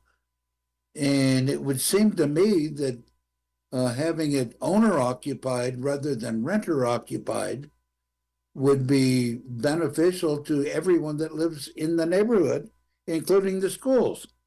So I don't understand why we have spent this much time bantering about something that has already been approved. And it seems to me that the best solution would be to approve this as presented and with a request that the homeowners continue the dialogue with the school to improve student safety. And I think that that's the forum that it belongs in, not here. Thank you. Thank you. Commissioner Gardner. Thank you. You know, and I find myself in the same quandary as really Commissioner Tolbert in that, you know, I still have public safety concerns, but I also recognize the difficulty in developing this piece of property. And so, but I do wish, knowing that they do not have any authority to demand or make any conditions upon this project, I still think that a conversation with the school district should take place. So I would prefer to see us delay this at this time until, but coming back before us, before the deadline of what is it, April 12th, you said? So we have 2 meetings before that. So, and I know we have a very heavy meeting coming before us on April 3rd, if not before, regarding cell phone towers. So anyways, I'm going to make that in the form of a motion then, is that we delay this until no later than April 3rd. Those are the 2 meetings. Yeah, okay. That's my motion. No later than April 3rd. All right, is there a second? Can I ask a question before we? So, Well, I think you should second it and then discuss it. Wait a moment. Deputy District Attorney. Thank you, Doug Doug Ritchie. Ritchie with the Douglas County District Attorney's Office. It would be best if the board set a date certain. Otherwise, renoticing has to occur. But if you set a date certain, then everybody knows when they have to come back to this public hearing. Okay. You said no later than, so do you want to reword the motion? Well, so the question would be is if they were prepared by March 20th, then they could bring it to that. If they're not, then the latest it could come to us is April 3rd. That's why I put that date in there. Well, what do you think, Doug Ritchie? So you're telling me if I change it to come back on April 3rd, then it cannot come to us on March 20th. That's correct. You could, however, say March 20th, and if they're not ready, continue it yet again to April 3rd. Can I say either the March 20th meeting or the April 3rd meeting? No, because the public needs to know when they need to show up. Okay. I will stay with my April 3rd time then. Okay. And I'll correct it to say come back before this board on April 3rd versus the no later than. Okay, I'll take the no later than out of it. So, Commissioner Tolbert.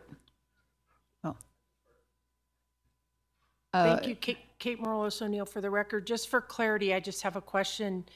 As far as school board meetings, what if they're not able to get on the agenda, or I don't know the procedures. I just want to make sure that we're talking about attending a board meeting or just discussions with the school. I just want to make sure. They have their meetings between now and then. Okay. And I'm not sure this would even entail board involvement. It could be a staff.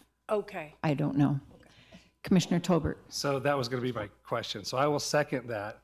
And I would like, if it's kosher or whatever protocol, I would like to volunteer to be the board representative to help facilitate this, knowing that it's a critical time need.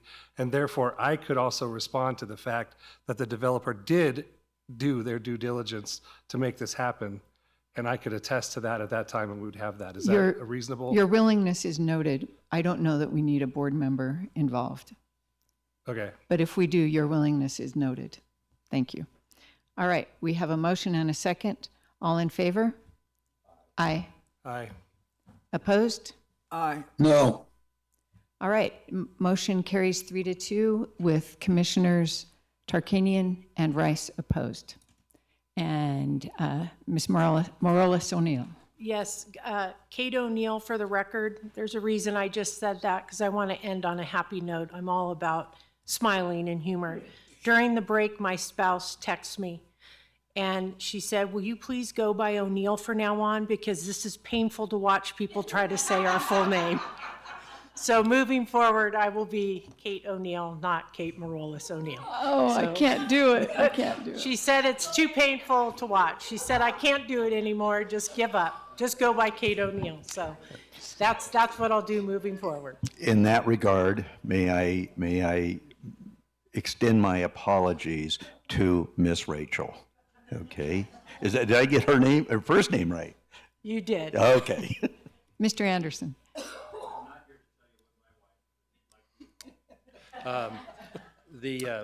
Thank you for your consideration. We'll be back on April 3rd. Thank you. All right, we will move on. I believe that we can get through the agenda before taking a lunch break.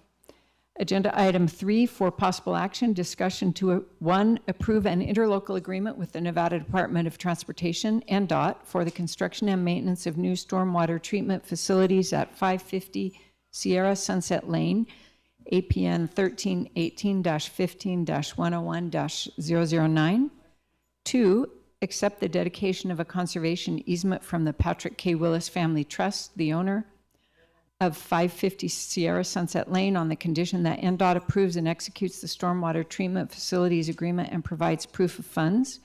3, accept the permanent and non-exclusive easement and agreement with Pine Wild Condominium Homeowners Association, Inc. for an access easement across its property to 550 Sierra Sunset Lane on the condition that NDOT approves and executes the stormwater treatment facilities agreement and provides proof of funds. And 4, authorize the county manager to sign any required documents when all required conditions have been met. All right, we have Courtney Walker, Stormwater Manager. What's your title? I need to write the titles down. Courtney Walker, Stormwater Program Manager, but Stormwater Manager is fine, Stormwater Guru, I'm flexible. Thanks, welcome. Thank you. Thank you, Chairwoman Hales and members of the commission.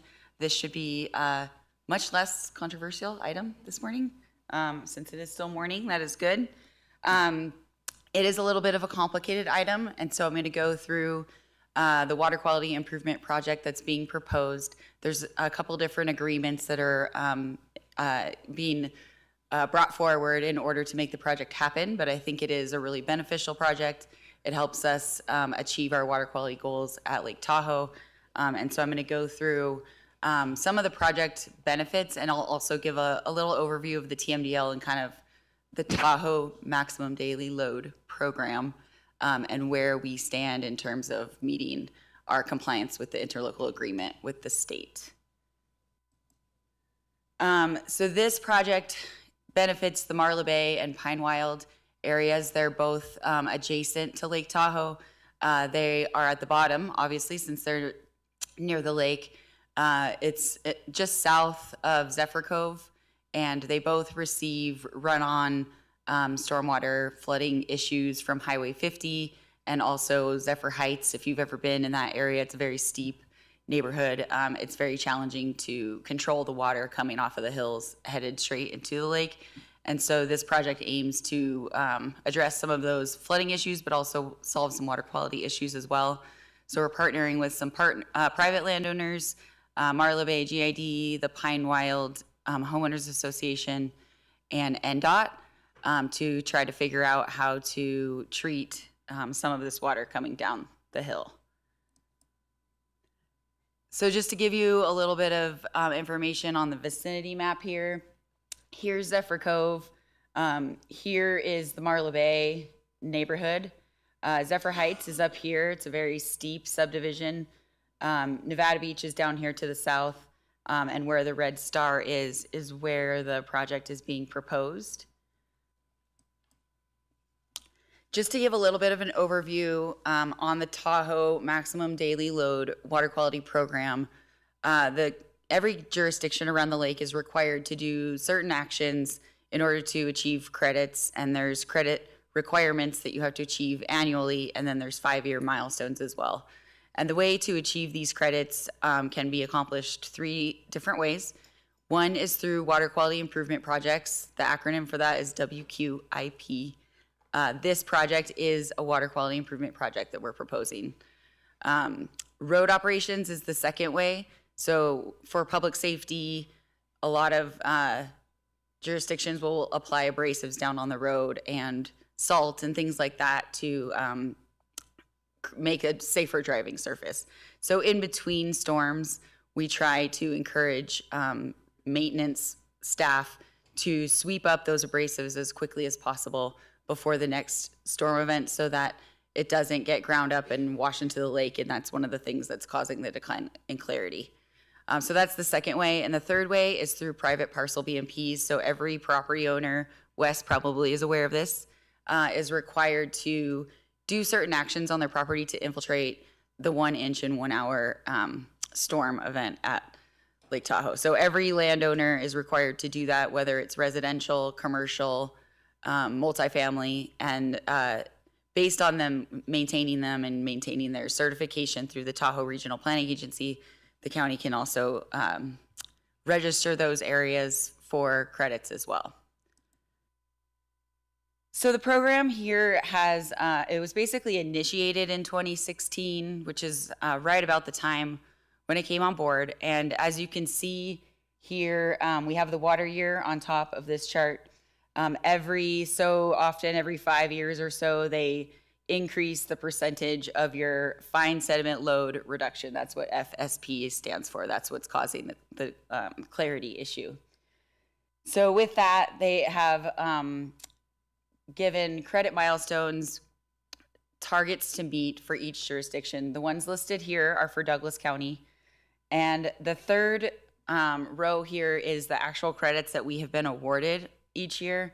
And so you can see that we've met it in most years, and it does fluctuate. And this is usually because when you're doing the road operations, sometimes we have a really big winter and it is really challenging to find time in between storms to actually do the assessment. You have to find sections of dry road, and it's kind of a complicated situation. And so there are times when we don't achieve the credits for registrations that we have put in place. I also will note this 2023, that was a very big year. As everyone remembers, we had a lot of flooding and things down here to deal with. And so that year we did not achieve our road operations. I also will say I have had an increase in my workload since 2016, in the last 9 years since I've been here. And I did actually just recently get some help. I hired a stormwater engineering technician. We converted one of our existing operator positions to have a position specifically to assist me in the office. And she came on board early in June, and you can see already things are turning around now that I have a little bit of help monitoring this program and other things as well. She's very Ms. Walker, organized. can I ask you a question before you move on? You did answer my question in regards to 23. I had a feeling that was why, because we had a very, very harsh winter that winter. I could see in 24 we really blew the numbers off the doors on that one. So 25 is probably looking in the same pattern, I would imagine. This doesn't account yet for the Kale Complete Streets project that's also designed to help us with this. Is that correct? Because I don't know that mitigation has completely taken effect yet or has been put in place. Am I mistaken on that? It does not take into account that project. However, the water in that area is already being treated by 2 projects that we do achieve credit for. So the reconstruction of the road, while it will help with the quality of the water going into those existing wet basins that are down there. It doesn't give us additional credit necessarily, but it will improve our maintenance operations with cleaner stormwater coming off of that road. Yeah. So you can see here for 2024, we've got 166. Our next 5-year milestone is 2026, where we're looking at having to achieve at least 167 credits. And so I'm going to go through the actual project that we're talking about today and how that will push us over that mark. So this is just kind of a quick overview. It's a little complicated how we model these things at the lake, but there's certain catchment areas where water is draining to and where they're treated accordingly. And so the preliminary modeling has shown that once this project is constructed, it'll be a series of 3 detention basins. Douglas County would get 13.9 approximately credits, and NDOT would get 10.1 once the project is completed. So just going back here to the previous slide, if we added another 13 credits to what we have now, we would be comfortably over the 167. I do have a few other plans in the works to give us more of a buffer in the event that we're unable to perform road operations, but this winter has been pretty manageable so far. So there's a couple different moving parts here. In order to access the area where the basins are going to be constructed, we needed to acquire an access easement through the Pine Wild Homeowners Association. So we do have that access for the construction and the maintenance of the basins. We do have the conservation and drainage easement dedication for your acceptance today. That's from the Bourne Meadows property owner where the basins will be constructed. There's a large meadow in the area, but he's got some upland area that is perfect for these types of basins, and he is dedicating the conservation and drainage easement to the county once this item, if it is approved. And then the third thing, and I know I'm not going in order, I apologize for that. The third thing is the interlocal agreement with NDOT. And so the way that this is all going to happen is NDOT has funding for construction. So they're going to pay for 100% of the construction of these basins. And our agreement with them is that we will take on the maintenance of the basins. And it's a really excellent partnership because, as you know, Douglas County does not have a dedicated funding source for stormwater capital projects at this time.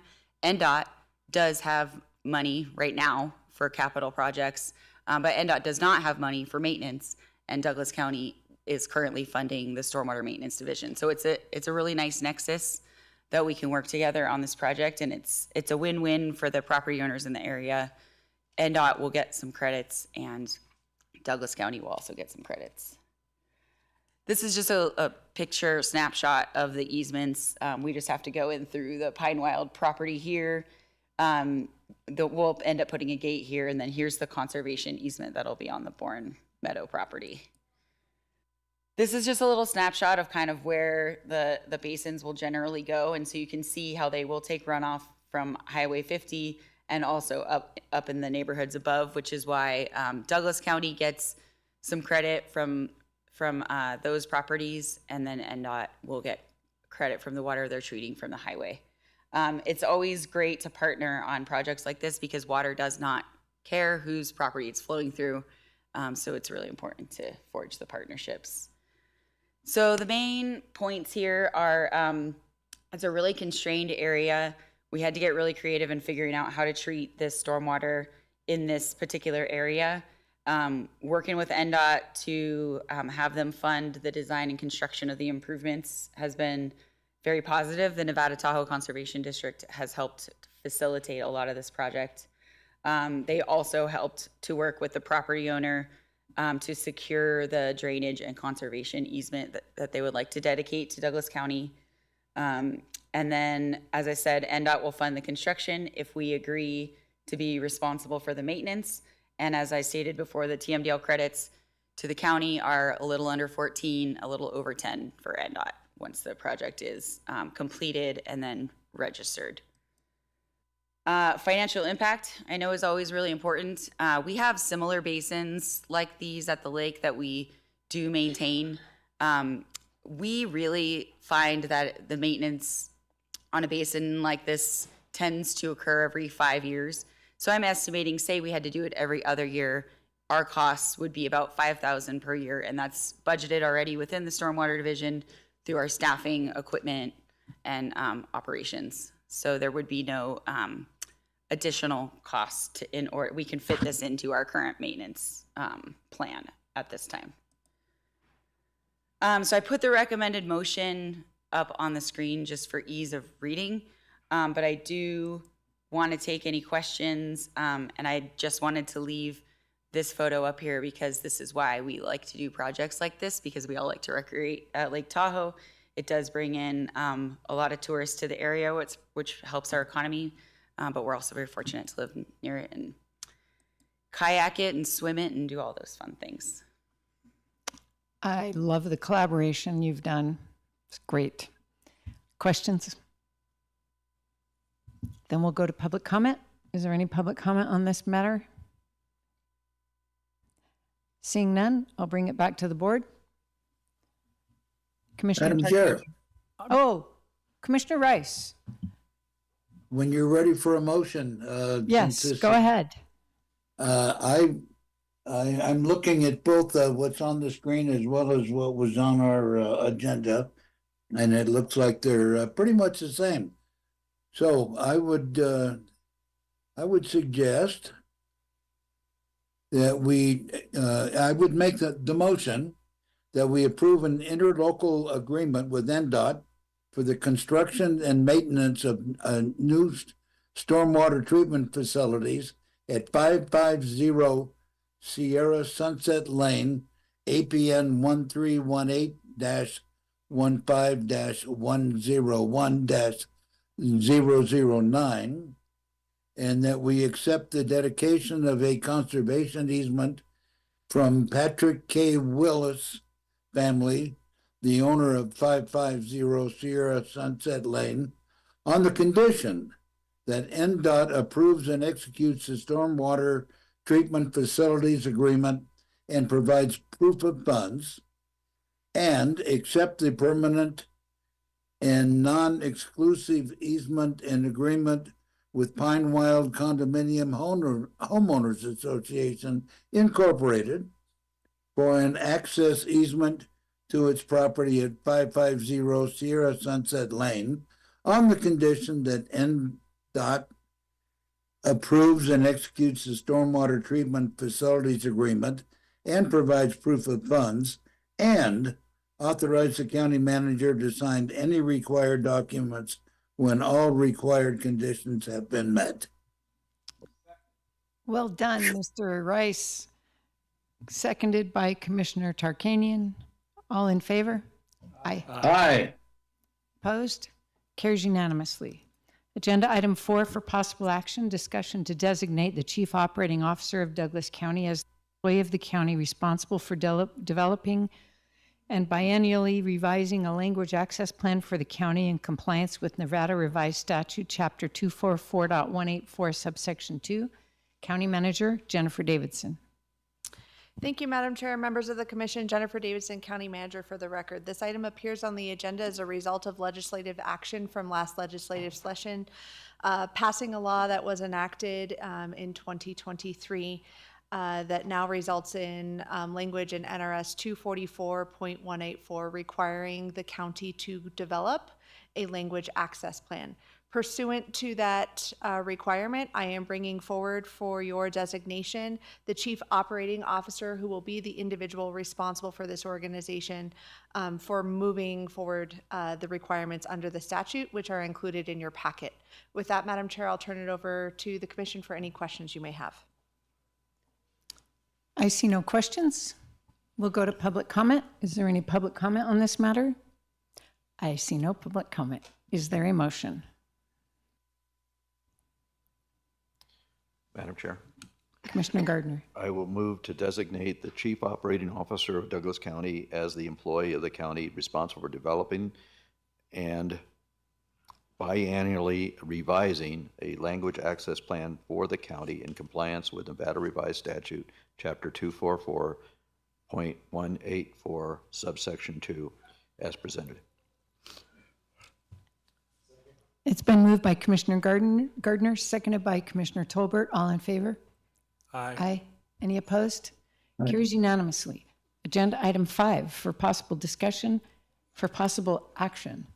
Discussion and direction to staff regarding legislative issues proposed by legislators or other entities permitted to submit bill draft requests that may impact Douglas County. The board may take action to support or oppose any legislative item included in the Douglas County Bill Tracker report included with the board packet. Discussion may include taking action to support AB 14, requiring county elected officials to be registered voters in addition to being qualified electors. AB 70, allowing boards of county commissioners to submit written comments on applications for renewable energy facilities within their jurisdiction and require the director of the Office of Energy to consider the comments when approving or denying an application for partial abatement of sales and use property taxes.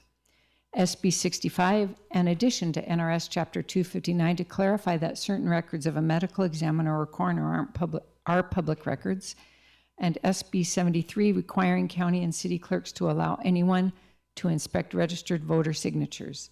County Manager Jennifer Davidson. Thank you, Madam Chair, members of the Commission. Jennifer Davidson, County Manager for the record. This item appears on your agenda. It's going to be on your agenda for the next little bit. There's a lot going on at the state legislature. Our staff are tracking a number of bills that we have provided as backup information to this agenda item in the packet. Specifically, we're asking the board to take action on 4 NACO-sponsored bills today. NACO does wonderful work at the state legislative level, representing Nevada's counties and the interests of the counties, and they have sponsored the 4 bills. I have included a copy of the bills in the packet for the board for your information, and I'm happy to answer any questions that you may have regarding this. With that, Madam Chair, I'll turn it back to the Commission for your direction. Commissioner Gardner. Thank you for bringing this forward, Ms. Davidson, and I would add that there's in the past we've had the ability to speak on all of the bills. However, I believe there's been a ruling out of the Secretary of State that prohibits us from actually doing that, cherry picking bills that haven't been noticed for action by this board, and I believe that's true of all the other counties. Am I correct on that? I just want to make sure that that's explained to the public. Thank you, Mr. Vice Chairman, for the question. Jennifer Davidson, County Manager for the record. That is true. It is an open meeting law requirement that we properly notice as part of the title any specific bills that this board intends to take action on or provide staff direction on, so that the public may properly participate and give feedback during public comment to you for your consideration. So as we go forward, and of course this is the first time I believe we've actually brought specific bills to this board for either with a recommendation of support or oppose. And I would imagine that as we advance through the legislative process, more and more bills will come before us in that regard. I've also want to inform the board that I have reached out to both our state senator, Dr. Robin Titus, and our state assemblyman, specifically to our district in our county, asking them also to provide us feedback on bills that they might have an interest in and want us to either support or oppose as they see appropriate. So hopefully that'll come before us as we progress through this also. And of course, we have our own legislative lobbyist, Lindsay Knox, who is also going to provide us with insight on a regular basis and also make those recommendations as well.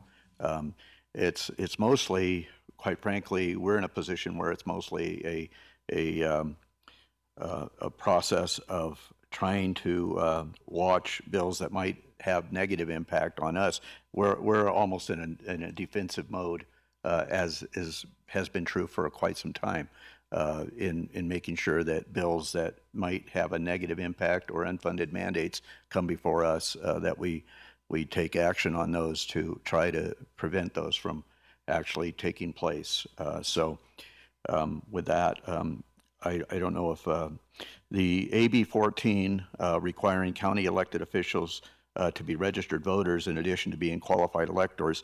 This is a bill, I just want to let my fellow commissioners know, this is a bill, quite frankly, that I instigated at NACO, as well as Mayor Lori Bagwell of Carson City, because while NRS says in regards to trustees of general improvement districts have to be not only able to register to vote, in other words, a qualified elector, okay, and must also be a registered voter within that district. That was not true of county commissioners, and so this is a gap that we're trying to cure. So it's really doesn't have a lot of impact, but it does ensure that you can't just decide to file for office without being a registered voter of one party or another.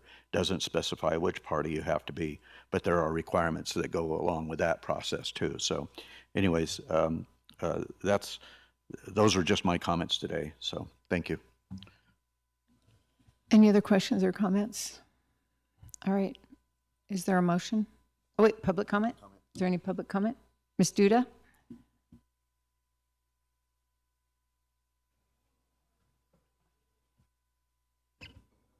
Julie Duda. AB 33 was introduced this week by State Comptroller Andy Matthews to establish an Office of Inspector General to investigate government fraud, waste, and abuse. I think this is necessary and timely. I would like for your consideration to add this to the list. Thank you. Thank you. Any other public comment? Seeing none, I will close public comment. Is there a motion?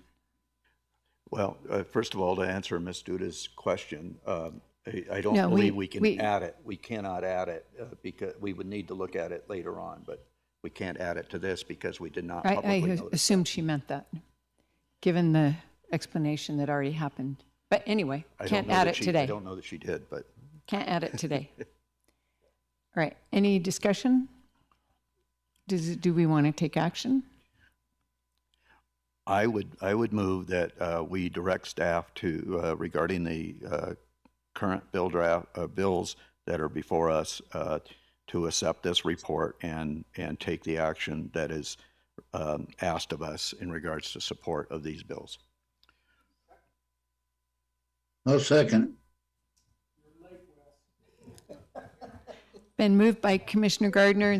And also, Wes, you spoke long enough on the last motion. Yeah, I did. It was moved by Commissioner Gardner, seconded by Commissioner Tarkanian. All in favor? Aye. Aye. Any opposed? Carries unanimously. All right.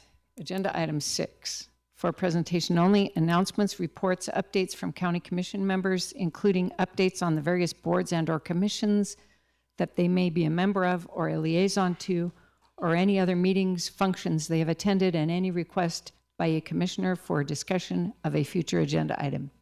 Commissioner Tolbert, what do you have for us? Okay, I'll try to keep it brief.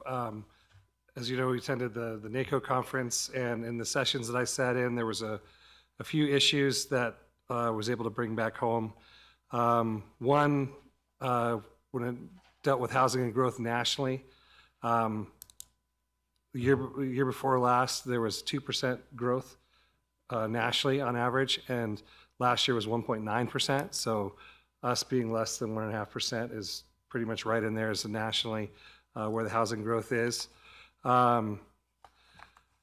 Another one had to do with the IT, and they basically made the point that servers and IT protections are as important as the fire truck. They're just not as sexy. We need not to forget how, with the changing times with AI and alert, that the older your systems are, the more time hackers have to get at them. And so we need to make sure that we enable our IT departments to maintain that and possibly look at conversions to the cloud as the servers become more and more subject. So that was something that may not have been on our radar. And then there was a lot of issues with ballots and natural disasters, part of the IT, but I can hand that over. And that our web compliance to become ADA compliant is due because we're over 50,000 people. We are required to have everything on our web's access that's public to be web compliant or ADA compliant by April of next year.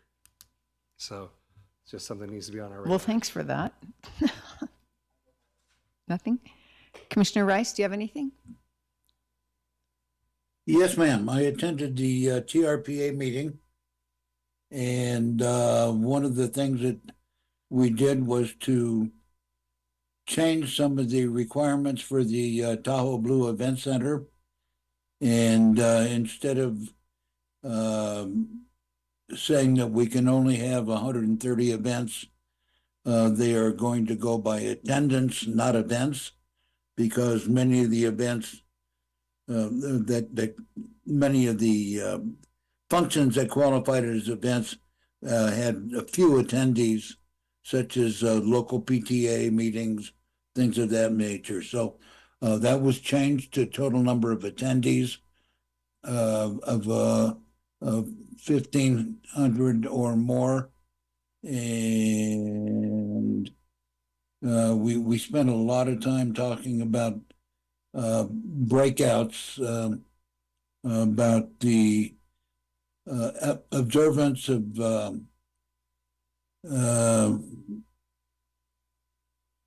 how the TRPA does business, and there was no formal action taken. And that's what I did for that whole day. Thank you. Thank you for serving us well on that committee. Commissioner Gardner. Thank you, Madam Chair. As Commissioner Tolbert and Commissioner Hales attended the National Association of Counties Legislative Conference in Washington, D.C.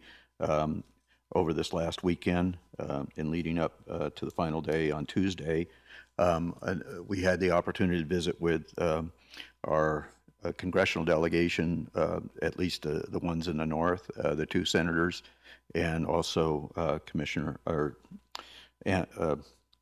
Amadei. Certainly some things that are coming out of Congress that do affect us that we are paying close attention to, of course, is the concerns about Medicaid funding going forward and how that could have significant impact on our county. Also trying to forward our lands bills as much as possible to get stormwater mitigation. We're hopeful that it will finally come to fruition in this session of Congress on that.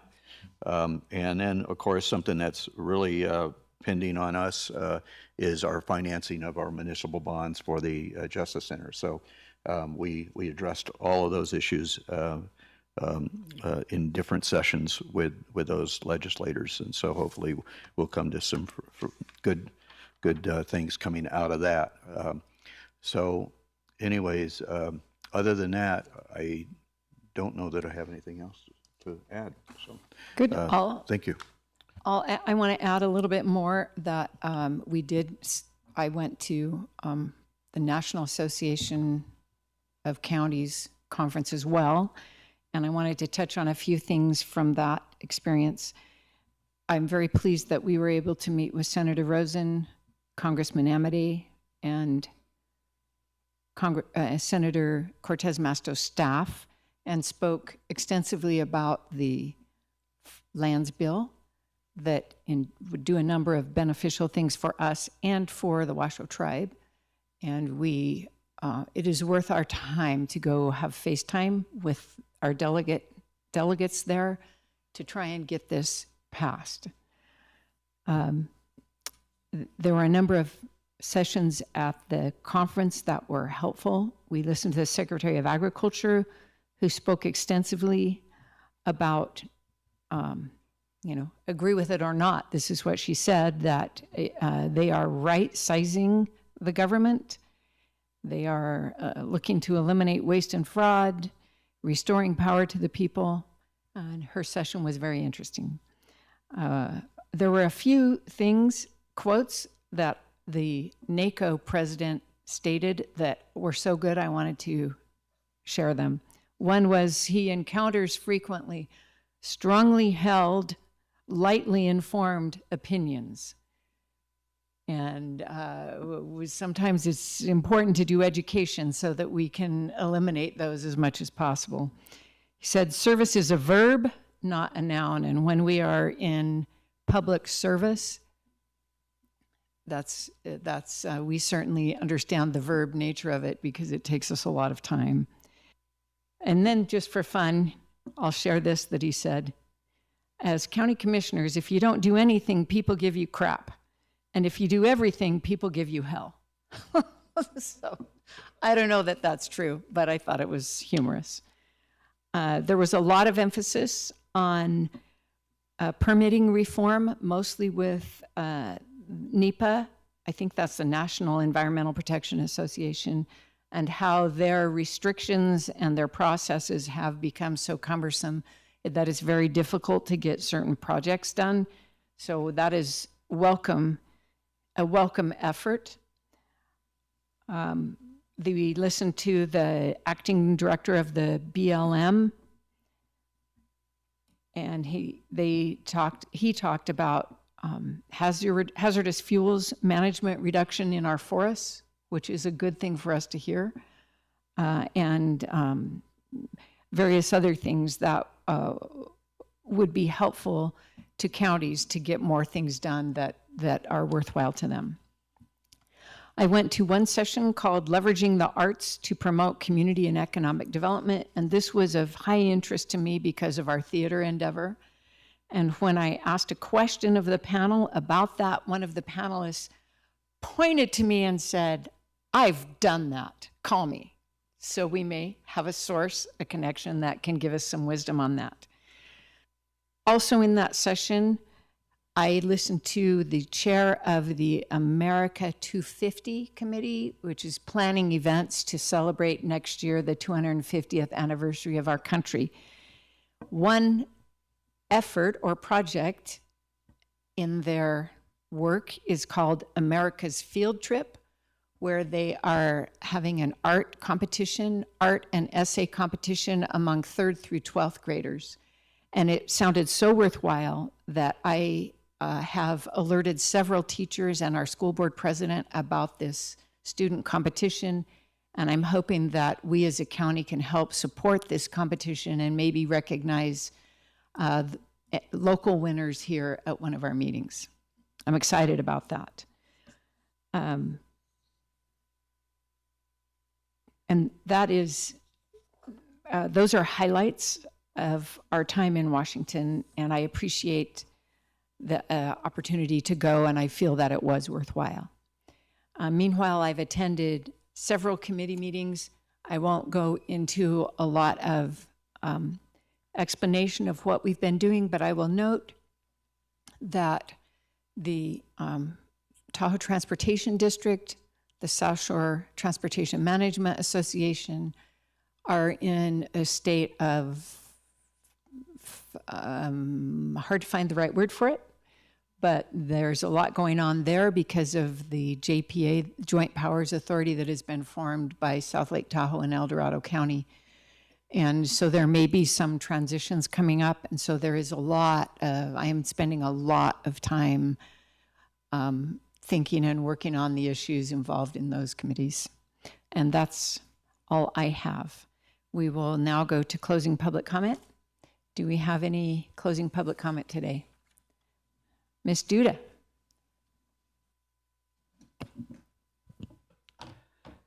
Julie Duda. I have a pending list. First, the investment report is still missing from the agenda. The last report received is October. I'm requesting this report to be available in a timely manner. The PAFR, the Popular Annual Financial Report, we've received for fiscal year June 30, 24 in full color. Thank you. Still missing is the PAFR for June 30th, 23. It's important for continuity and transparency, and it's been on request for a full year.